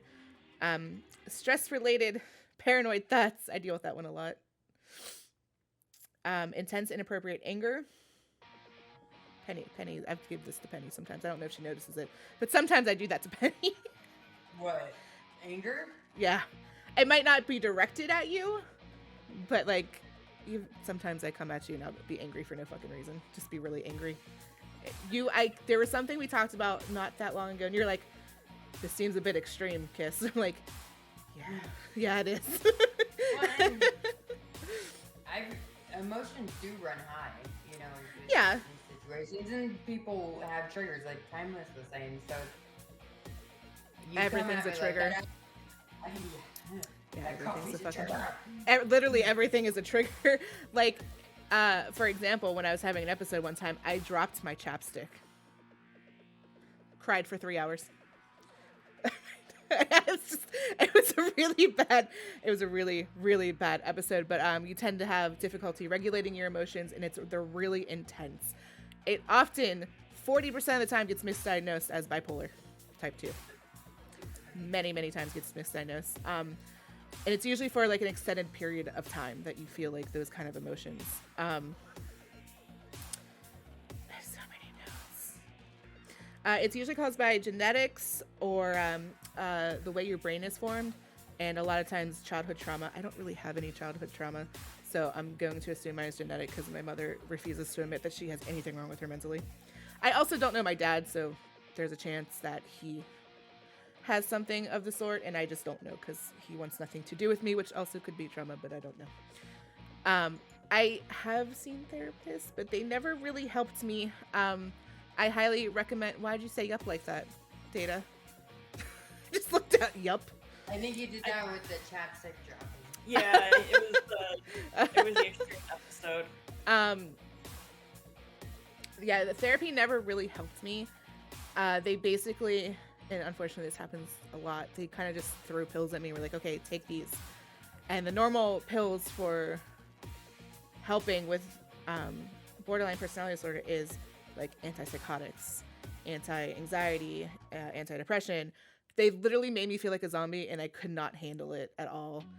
And I learned to try to deal with it myself. I'm really self-aware. I can usually tell when it's going to happen, and when I'm starting to spiral, but not always. Data catches me a lot. But I try to be self-aware of what's going on and why, or feel when I'm starting to kind of lose control. And the best way I've learned to handle it is meditating, surprisingly, or talking through it with somebody who like kind of knows what's going on, which I didn't know until recently that would help me. Talking through things is fantastic. Yeah, like in the moment while it's going on, like it's really helpful to kind of like, I see that Tumblr arc. It's really helpful to kind of keep you grounded. To like, so you know that, okay, this is just an episode. It's not really happening. It's okay.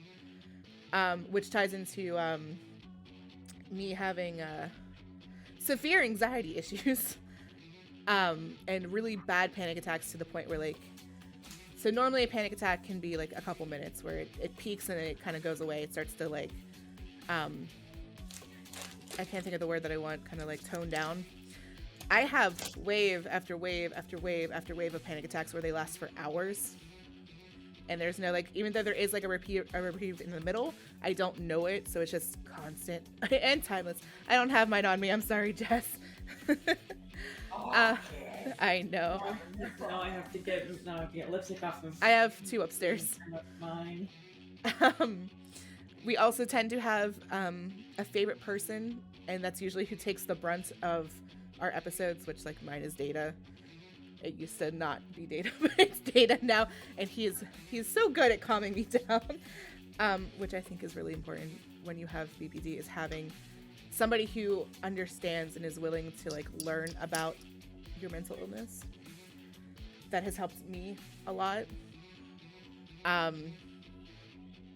The emotions things for me is the biggest one. I have issues with my emotions. I literally, and this is why it's like bipolar. It's very intense, right? It's all or nothing. So it's either this is the best day ever, everything is absolutely perfect, or it's everything's ruined. Like one bad thing, it's everything's ruined. I did it tonight. Great example. My kid is such a trigger for me, which is horrible as a mother, but like, obviously I've learned to deal with it. But he, sometimes he'll have, and that can be minutes a minute. Yes. Yes, absolutely. He would not listen today. I just kept doing the things I told him not to. And I literally came back down from putting him to bed early. It was like, I don't want to do this podcast. I don't think I could do it tonight. It was just immediate. Everything was ruined. And he's like, babe, just give it a little bit. Just relax and calm down. It's going to be okay. Like, it's instantaneous switch. And it's horrible. It really is. It's okay. I'm more self-aware, so it's not as bad, but yes, it's bad. I asked Data, because obviously I can only see what I see from my point of view. I asked Data a couple questions about what it was like dating somebody with those kind of emotions. And he wrote a very long thing that I'm going to read to you guys. And if I cry, I'm sorry, because I already started reading it before and I almost cried.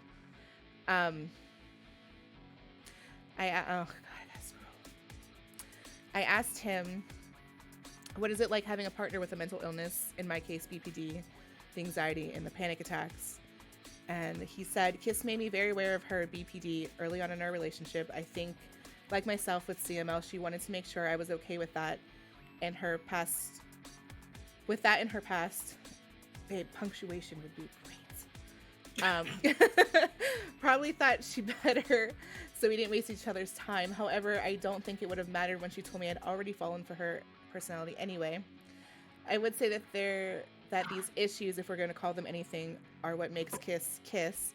It's a part of her as much as we would both like them to be less burden on her in our life in the future. At the same time, they have molded her into the person she is today.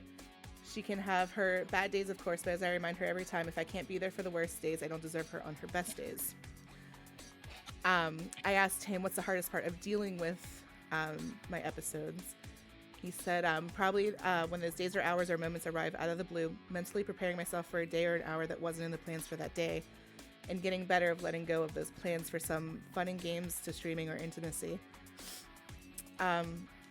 What are some things you can do for your partner with mental illness based on your experiences? What are some things that you do for Kiss when she's having an episode? He said, when she is having an episode, the first thing I'll generally ask her is what's happened or who's happened. I firmly believe that something is always a trigger. I include tiredness or overexhaustion. She's a single mom and can underestimate what kind of toll that can take on her. It can even be me. It has been you. Sometimes. Not usually, but it has been. Sometimes expectation on a relationship can massively leave Kiss crippled emotionally. True. If I have this issue where, like, even if it's not an issue for Data, in my mind, I've absolutely completely disappointed him and I don't deserve to be his girlfriend. And I feel that quite often. So you go to an extreme. Yeah, it's either the greatest thing in the world or absolutely awful. I've ruined everything. I should be absolutely ashamed of myself. Lots of guilt. There's a lot of guilt in it. In any case, we either find the trigger or we don't. We usually don't. If we do, it's important that I never undermine or downplay what's happening to her to get to this point. It's all valid. It's a complete waste of time to even consider the, haha, babe, it's only this, don't be so silly sentence. It will likely make her feel even worse. It does. I remind myself that all feelings are valid, BPD or not. Babe, it's BPD, not DPD, and it's fucking me up a little bit. BCB. Most of the time after that, I will let her talk to me when she is ready. I don't ask too many questions and just be there.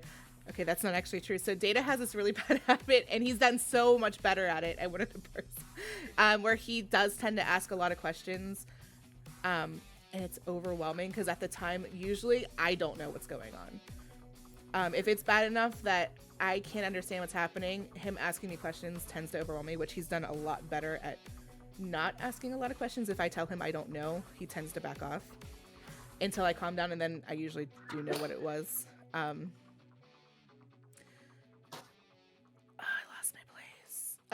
Remind her of my love. Remind her that as she will continuously say sorry at every other word as I'm sorry. That it changes nothing between us. Sometimes silence and reassuring company is all that's needed. And making her realize her current state is perfectly valid. Many times a trigger would often upset anger any of us, and a lot of the time most of the anxiety comes from expecting or assuming what she should be dealing with, whatever situation better, that this isn't being normal, as she would call it. So in many cases, it's generally a reminder her that her feelings are valid, the situation which led to the feeling is valid, and reminding her of the past and what led to this and how it's valid. Kiss very rarely has an episode that isn't valid. She just needs reminding that she is human. Kiss can also be overly self-aware of her health. And a symptom of her anxiety is hypersensitivity. Yes, it is.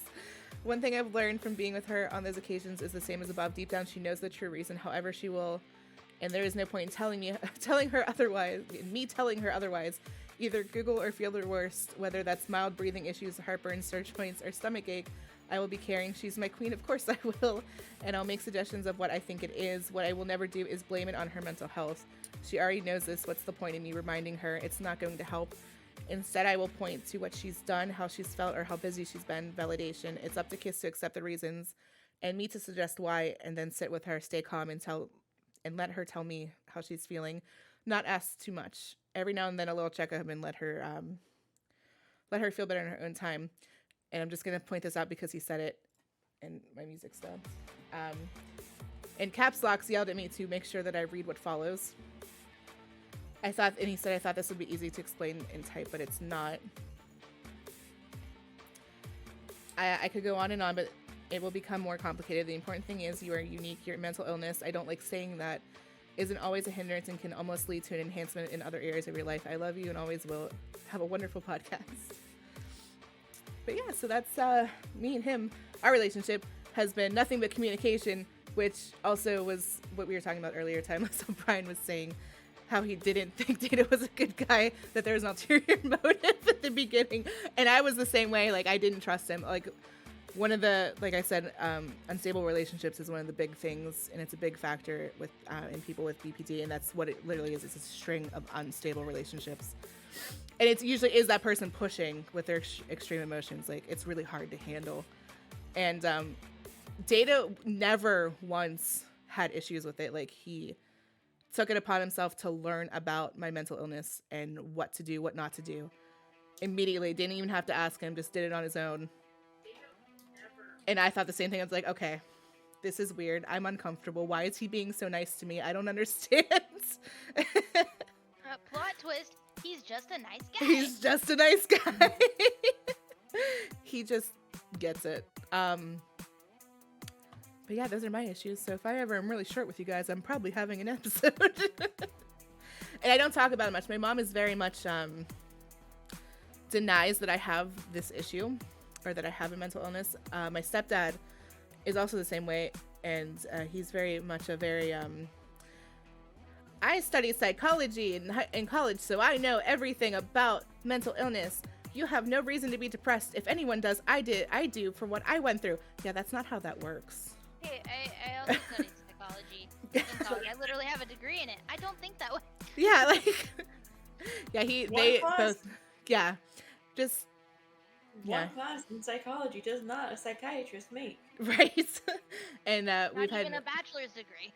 Yeah. And like they don't understand, like even if I try to explain to them like what it is, they'll be like, oh, okay. But then like if something happens, like if I have an episode at their house, they cannot understand that that is what is going on. They just think I'm being a bitch. I'm like, nope, that's not it. Like, and even when I like apologize to them and I explain to what's going on, like they'll be like, yeah, okay, whatever, okay, it's okay. Like, cool. Okay. But yeah, so that's what I deal with every day. Also, I dealt with a lot of self-harm when I was a kid. Like, I don't do it now anymore. Since Killian, actually. I attempted suicide one time when I was like 13. Miserably failed, thankfully. Because a part of me honestly didn't want to die. I just needed someone to notice, because at that time my mom and dad were not going through a divorce. They were never married, but they were fighting over me custody-wise, and I chose to live with my dad, and my mom never forgave me for it. I used to have stress-induced hallucinations, which make for really good short stories, but not so much for a 13-year-old to see severed bodies walking down the street on the palms of their hand like gorillas. It was really weird.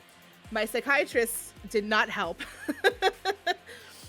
But I had to conquer that on my own. I was gonna ask if you saw like Leprechaun. No, it was always really gory and stuff, and I'm just assuming it's because I watched a lot of horror movies as a kid.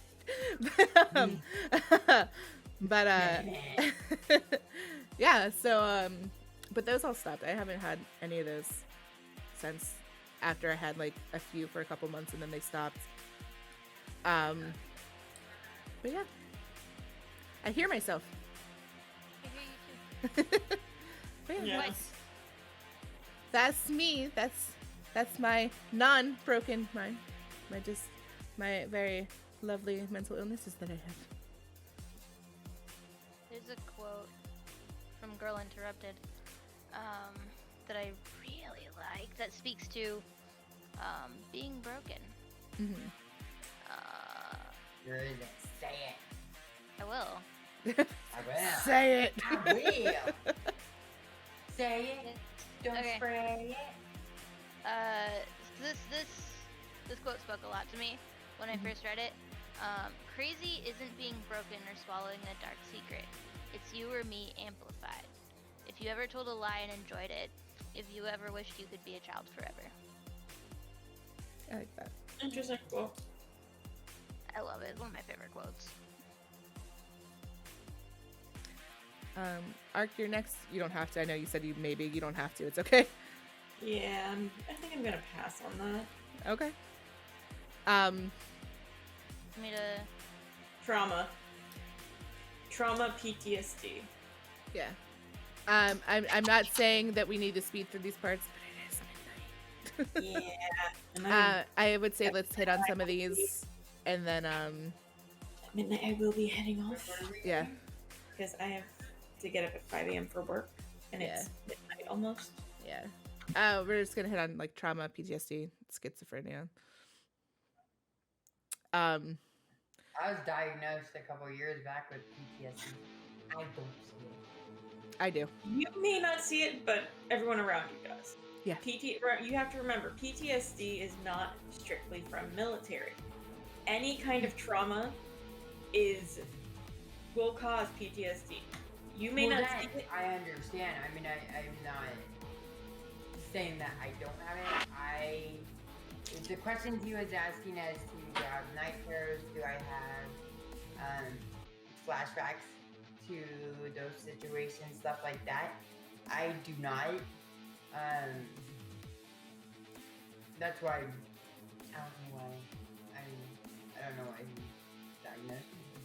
If I had a license, I would say you have a very subtle form of PTSD in the way that you pick your relationships, the way you talk about certain things relating to your past. I could absolutely see it. Not saying for sure. I'm not licensed. I'm not saying that you have it. Yeah. It's not always going to take the form of night terrors or flashbacks. Yeah. It's gonna present differently in everybody. Yeah. I did And learn something about PTSD recently. If you experience trauma and then either as soon as you're safe or within 24 hours of the Oh yeah, experiencing the the Tetris trauma. thing. The Tetris thing. Yeah, you playing Tetris will help reduce those intrusive memories. Huh. That is Yeah. actually. It was a thing I saw on Facebook. I want to look at the studies behind So it, do I. just to see what it actually says about that. But I think it said something about the repetitive motion of the Tetris. So, I believe that. I totally get that. One of the things I do when I'm having like an episode and it's really, really bad or I'm having really bad anxiety, the diamond painting or the cross stitch, literally giving me something to do with my hands has a way of knocking me out of it. Because That that's is just... gonna give you something to do with your hand. Oh my God. Brian said, whenever I hear the Beatles, my mood instantly changes for the worse, and it takes me a while before I can enjoy and have fun again because of my ex-wife. Trauma. Yeah. I don't talk about this a lot. There's a few people that know. My first real relationship when I was 17 was with a 35-year-old man. We're not going to talk about it because I thought he was 25 because he lied to me and he looked really young.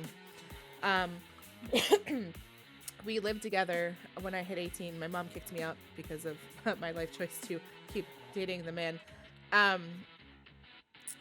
He tried to kill me one night. I, thank God, no idea how I did it, survived. But anytime like people make, specifically men, make really quick movements anywhere near me, I flinch.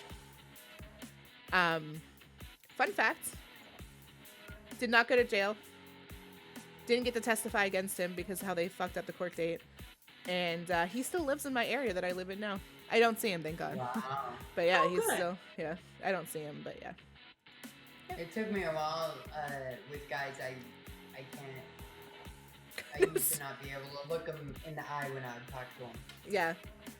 Now I feel bad It's about very- Brian, it's if like I don't know it's coming. Like if we already said if we came in, I'd high five. Like it's if I'm going for it, it's fine. It's like, for example, my my ex right after that was a big hockey fan, and like we were at the table listening to the game, and we got going. He like put his hands up like yay, and I like almost fell off my chair. Like it's Oh. kind of like that kind of Can you like freeze for quick anyone movement. else? Yep.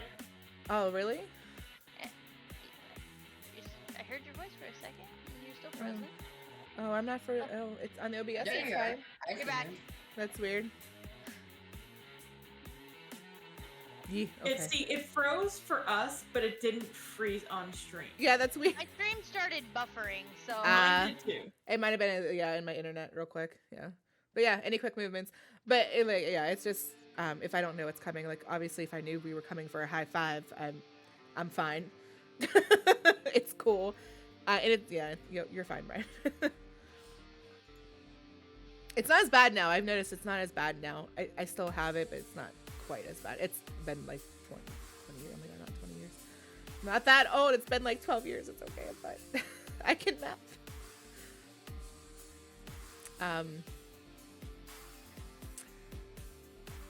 What's next?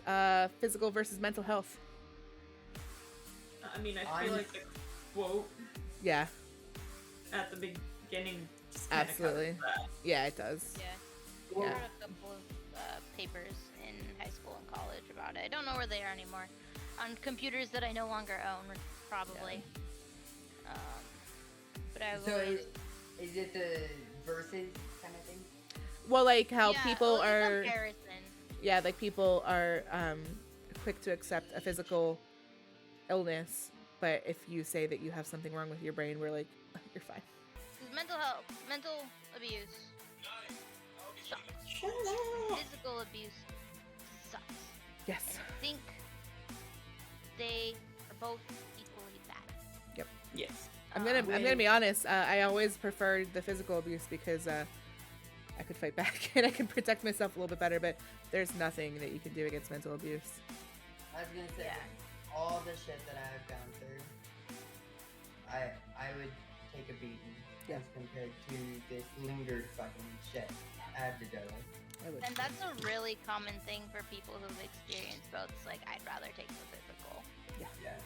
And first, I will fucking go. I'm not saying that it's good to get that kind of shit or be physically abused, by no means. Yeah. No, Oh. it's not. No. but I just rather not deal with anything mental. It's a lot But- easier to heal a bruise or a cut than it is to heal what's going on in your head. And it Thanks for the sub. Long term. Yep. And it It's funny, on my won't have this 4-month, on my computer it says 3 month. weird.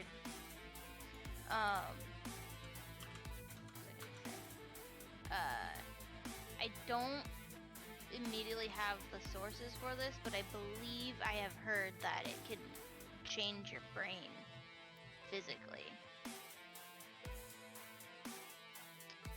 With mental illness, Yeah. Like I believe that, depending like- like what it is. before all the shit with my sister's dad, I feel like I was still shy, but I feel like I was relatively outgoing and would be willing to talk to whoever. I mean, I knew not to talk to strangers, but like other kids, like I talked to other kids, no problem. But then all that shit with my sister's dad started happening, Yeah. and I became not so outgoing, Yeah. more shy, more introverted. Brian said, being a man, I wasn't allowed to fight back against my first wife. She was looking and wanting to be abused by me, and I wouldn't do it, so she just hit me harder and scarred my mental health for years. Well, I applaud you because most men would have hit back. Yeah. That's insane. And She, seeing Brian, I don't think anybody wants to get decked by that fucker. I just can't see it from Brian. he was telling me she would literally ask for it, like tell him to. That's insanity. It's insanity. That's ridiculous. And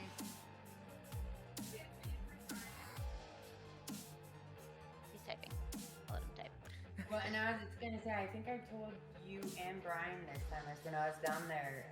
When I was in my detox program, there was a guy that was trying to quit drinking, and his wife was so codependent on him drinking because they're used to him drinking a few beers after work. They start fighting.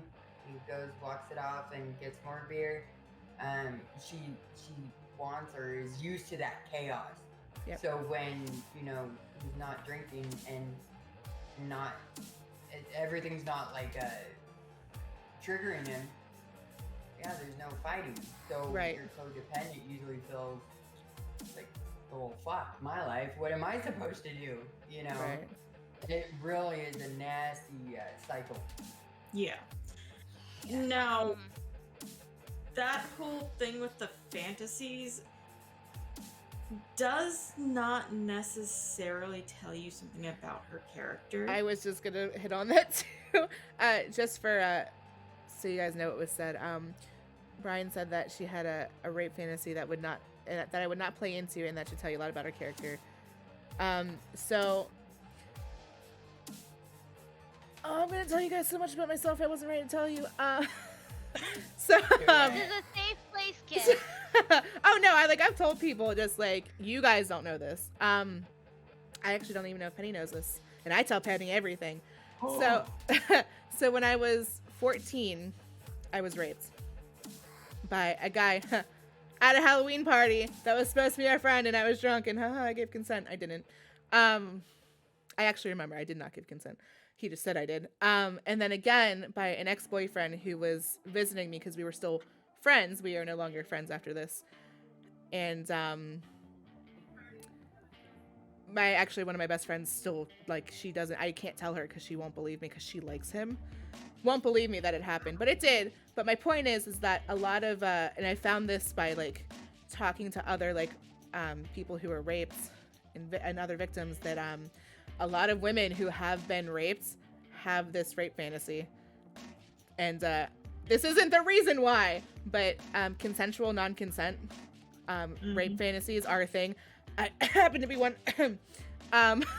It is a thing. It doesn't mean that she's. I clearly, by what you're saying about her, I will never defend anything. There's something wrong with her. Person.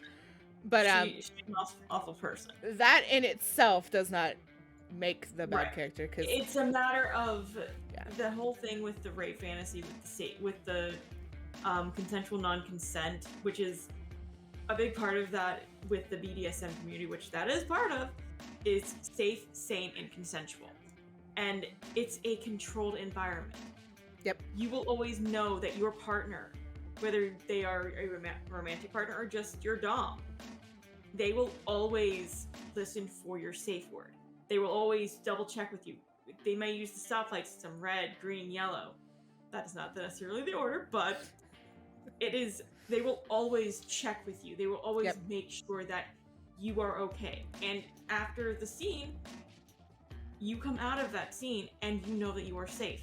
Because if they're a good dom, which hopefully they will be, they will do aftercare and make sure that you are okay. Huge part. If your dom does not do aftercare, they are not a real dom. Nope. They're just an asshole. Yep. But I'm going to guarantee that her fantasy probably isn't a normal consensual non-consent scene that she would want. Yeah. The way he's She saying wanted it, to use it against him. Yeah, exactly. Exactly. That yeah. In that case, that is very true. She's an awful person. Yeah. So, speaking to, I think, something Penny said a few minutes ago,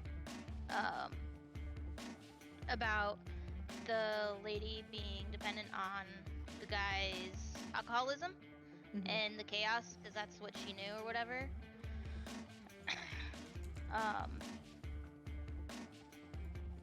I didn't know about the pictures, wanting pictures. So when Brian and I first started dating, a few months into our relationship, we almost broke up, which I think I've told some of you. I didn't really feel anything at that moment. But I did put off breaking up with him because his birthday was coming up, and shortly after his birthday is Valentine's Day, and you can't break up with someone on their birthday or Valentine's Day. That's just me. You tell that to my ex-boyfriends right now. I was gonna say. That's what I was gonna say. And he wanted to break up with me because I didn't like to fight. Brian. Like he would try to start fights, which I don't honestly remember. I didn't pick up that he was wanting to fight, so I didn't fight. I didn't like to fight. I don't like to fight. I hate fighting. I'm with you. I do not like confrontation. And he was telling his best friend about it, and his best friend's like, "You're an idiot. Like, if you dump her, I'm gonna take her." Right. Because that's what he knew. Right, exactly. Like, you were, like, trained to know that is what you expect. I expected Data to be the biggest asshole in the world and using me and blah, blah, blah, blah, blah. And look where you guys are now. Look where me and him are now. Like,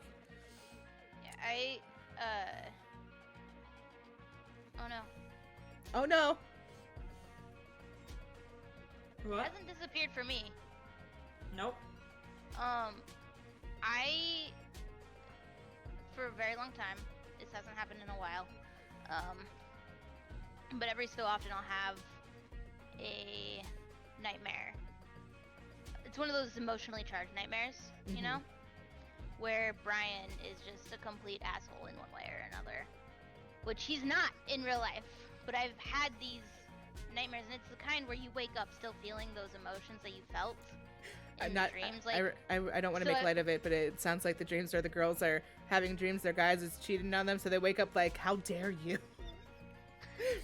And so, you know, you wake up and like, he didn't actually do anything, but I'm still feeling the emotions from that dream, so like, I'm not mad at him, but I am.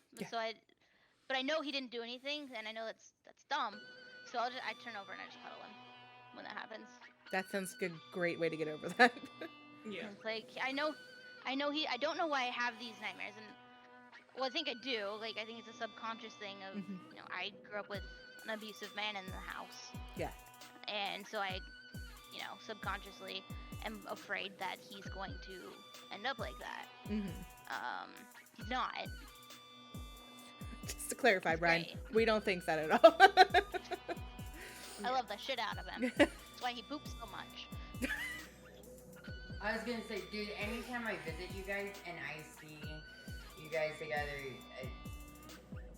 I have never seen a man fucking adore a woman so fucking much. I think it's so fucking That's cute. disgusting. It's so cute. Can we take the song off the podcast track? It's not. It's just a playlist. Which song is it? Oh, you don't like this one? Okay. It gives I them a skip it. headache. I skip it.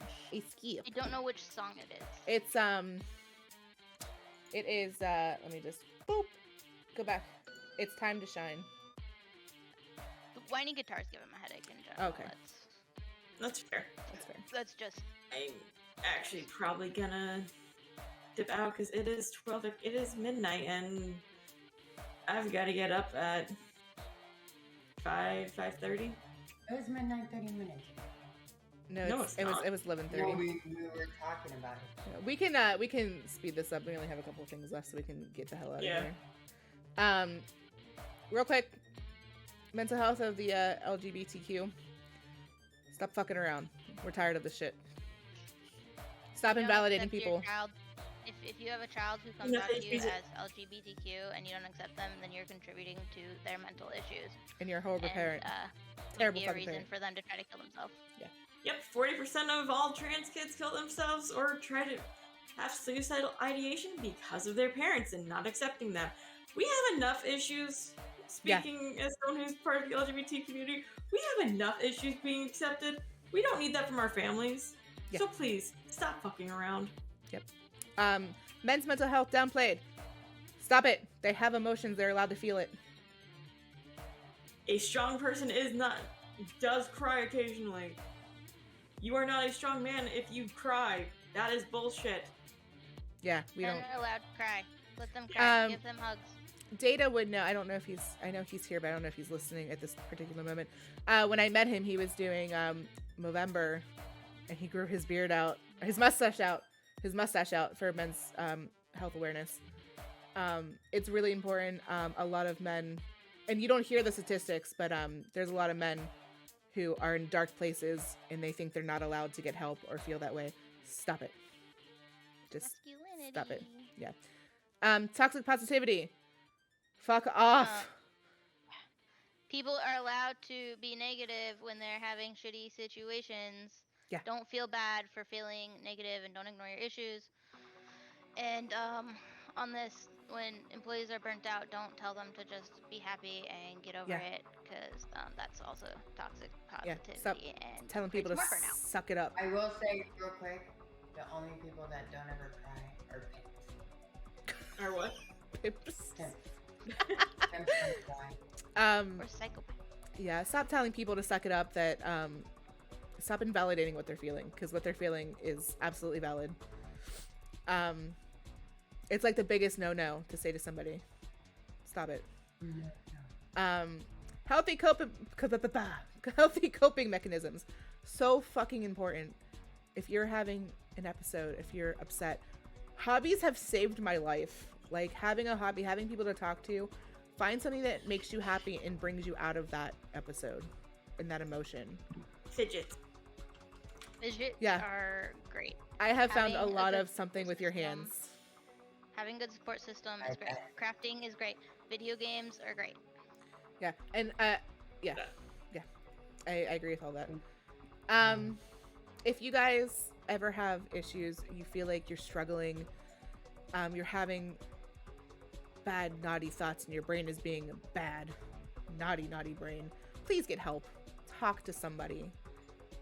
People are there that's gonna listen. If you're in GSG, you can absolutely message me. I can't speak for everybody, but I'm always there. Me too. I might not be able to advise you, but I'm there for you, and I will help you get where you need to be to get the help you need. Real quick, where are our pictures for our boop? Can I just, the hotlines. Can I? Yeah. Oh, yeah. Hotlines. Can I? That's really small. We may not be able to give advice, but we will be a listening ear. Yes. Yep, and if you want advice or if you just want to rant, like make that distinction. Yeah. Sometimes you just need to rant. Also, and you that don't want advice. we You will- just want to be upset. I and have to that's tell okay. Data that all the time. Like, listen, I don't always need you to tell me what I need to do. Just listen to me. Yeah, that's that is an important distinction.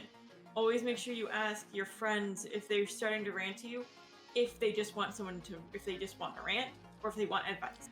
Yep. Well, my mom has taught me when I start with, I'm just venting. So Yeah, just gonna show this really big for a second so you guys can see. It also has, it's not only for the US, but also the NHS and stuff too. I covered all our faces, calm down. Do not give unsolicited advice because it's not always needed. Acknowledge my feelings. I'll be complaining to Brian about something sometimes. Yeah. And he'll offer very logical things as a response, and I'm just like, you're right. I don't want to hear that right now. Just let me. Exactly. Exactly. Let me have my muffin moment. Like, exactly. Me and Penny say it to each other a lot. But yeah, get help if you need help. Feel free to reach out. GSG is a safe space.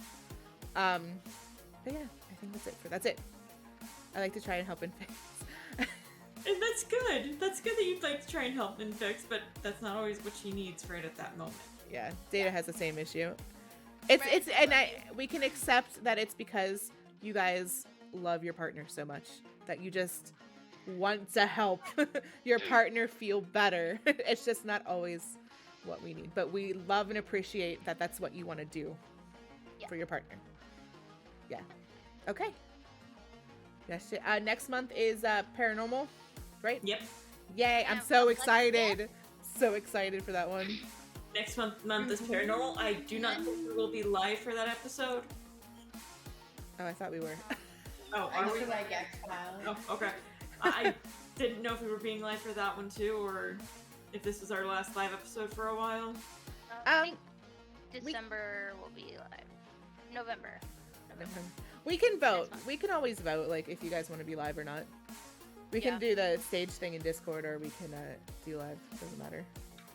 So our guests for that one is gonna be, us hosts, and then we're gonna have Data, right? Again. Data will be here with me. Yeah, he'll be right here.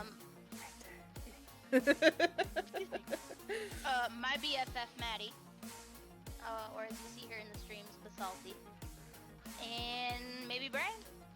Because she's a salty hoe. I would love to have Brian and Data because they're both skeptics. Yeah.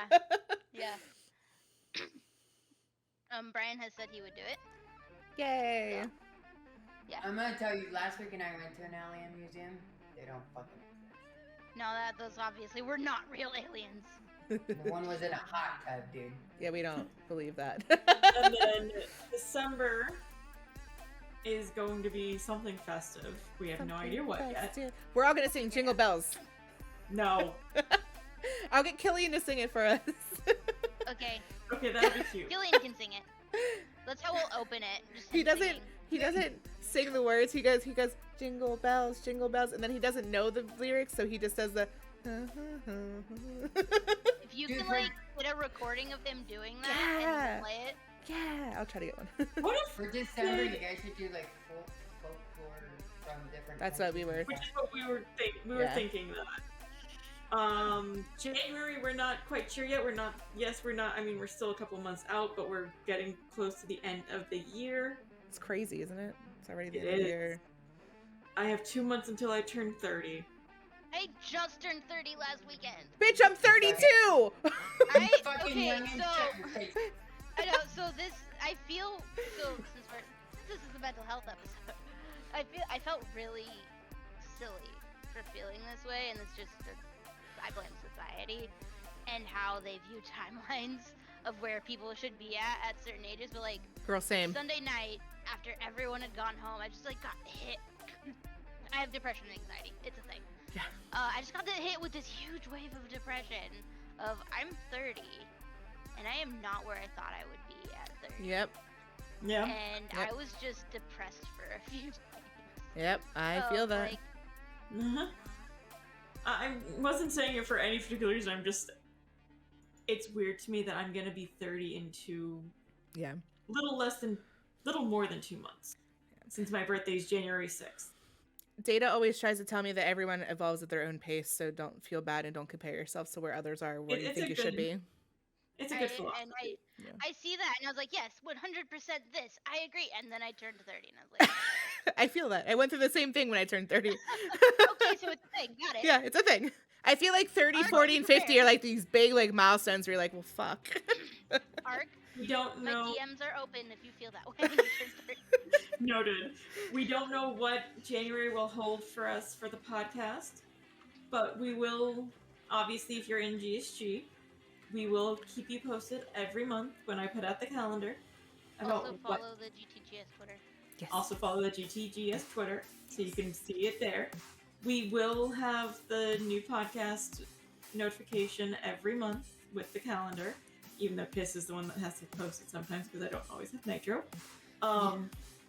But it's so paranormal in November, something festive in December, and then we'll get back to you guys. We'll probably start talking about January. Let's say we'll have a schedule of January through May before the November podcast. We'll sit down and talk about those. Do polls and stuff, right? Yeah. To see what the people want to hear. Yeah. We could. And a lot of times when the ones we aren't live for, we'll do a Discord stage so you guys are able to participate with us in the podcast. Yes.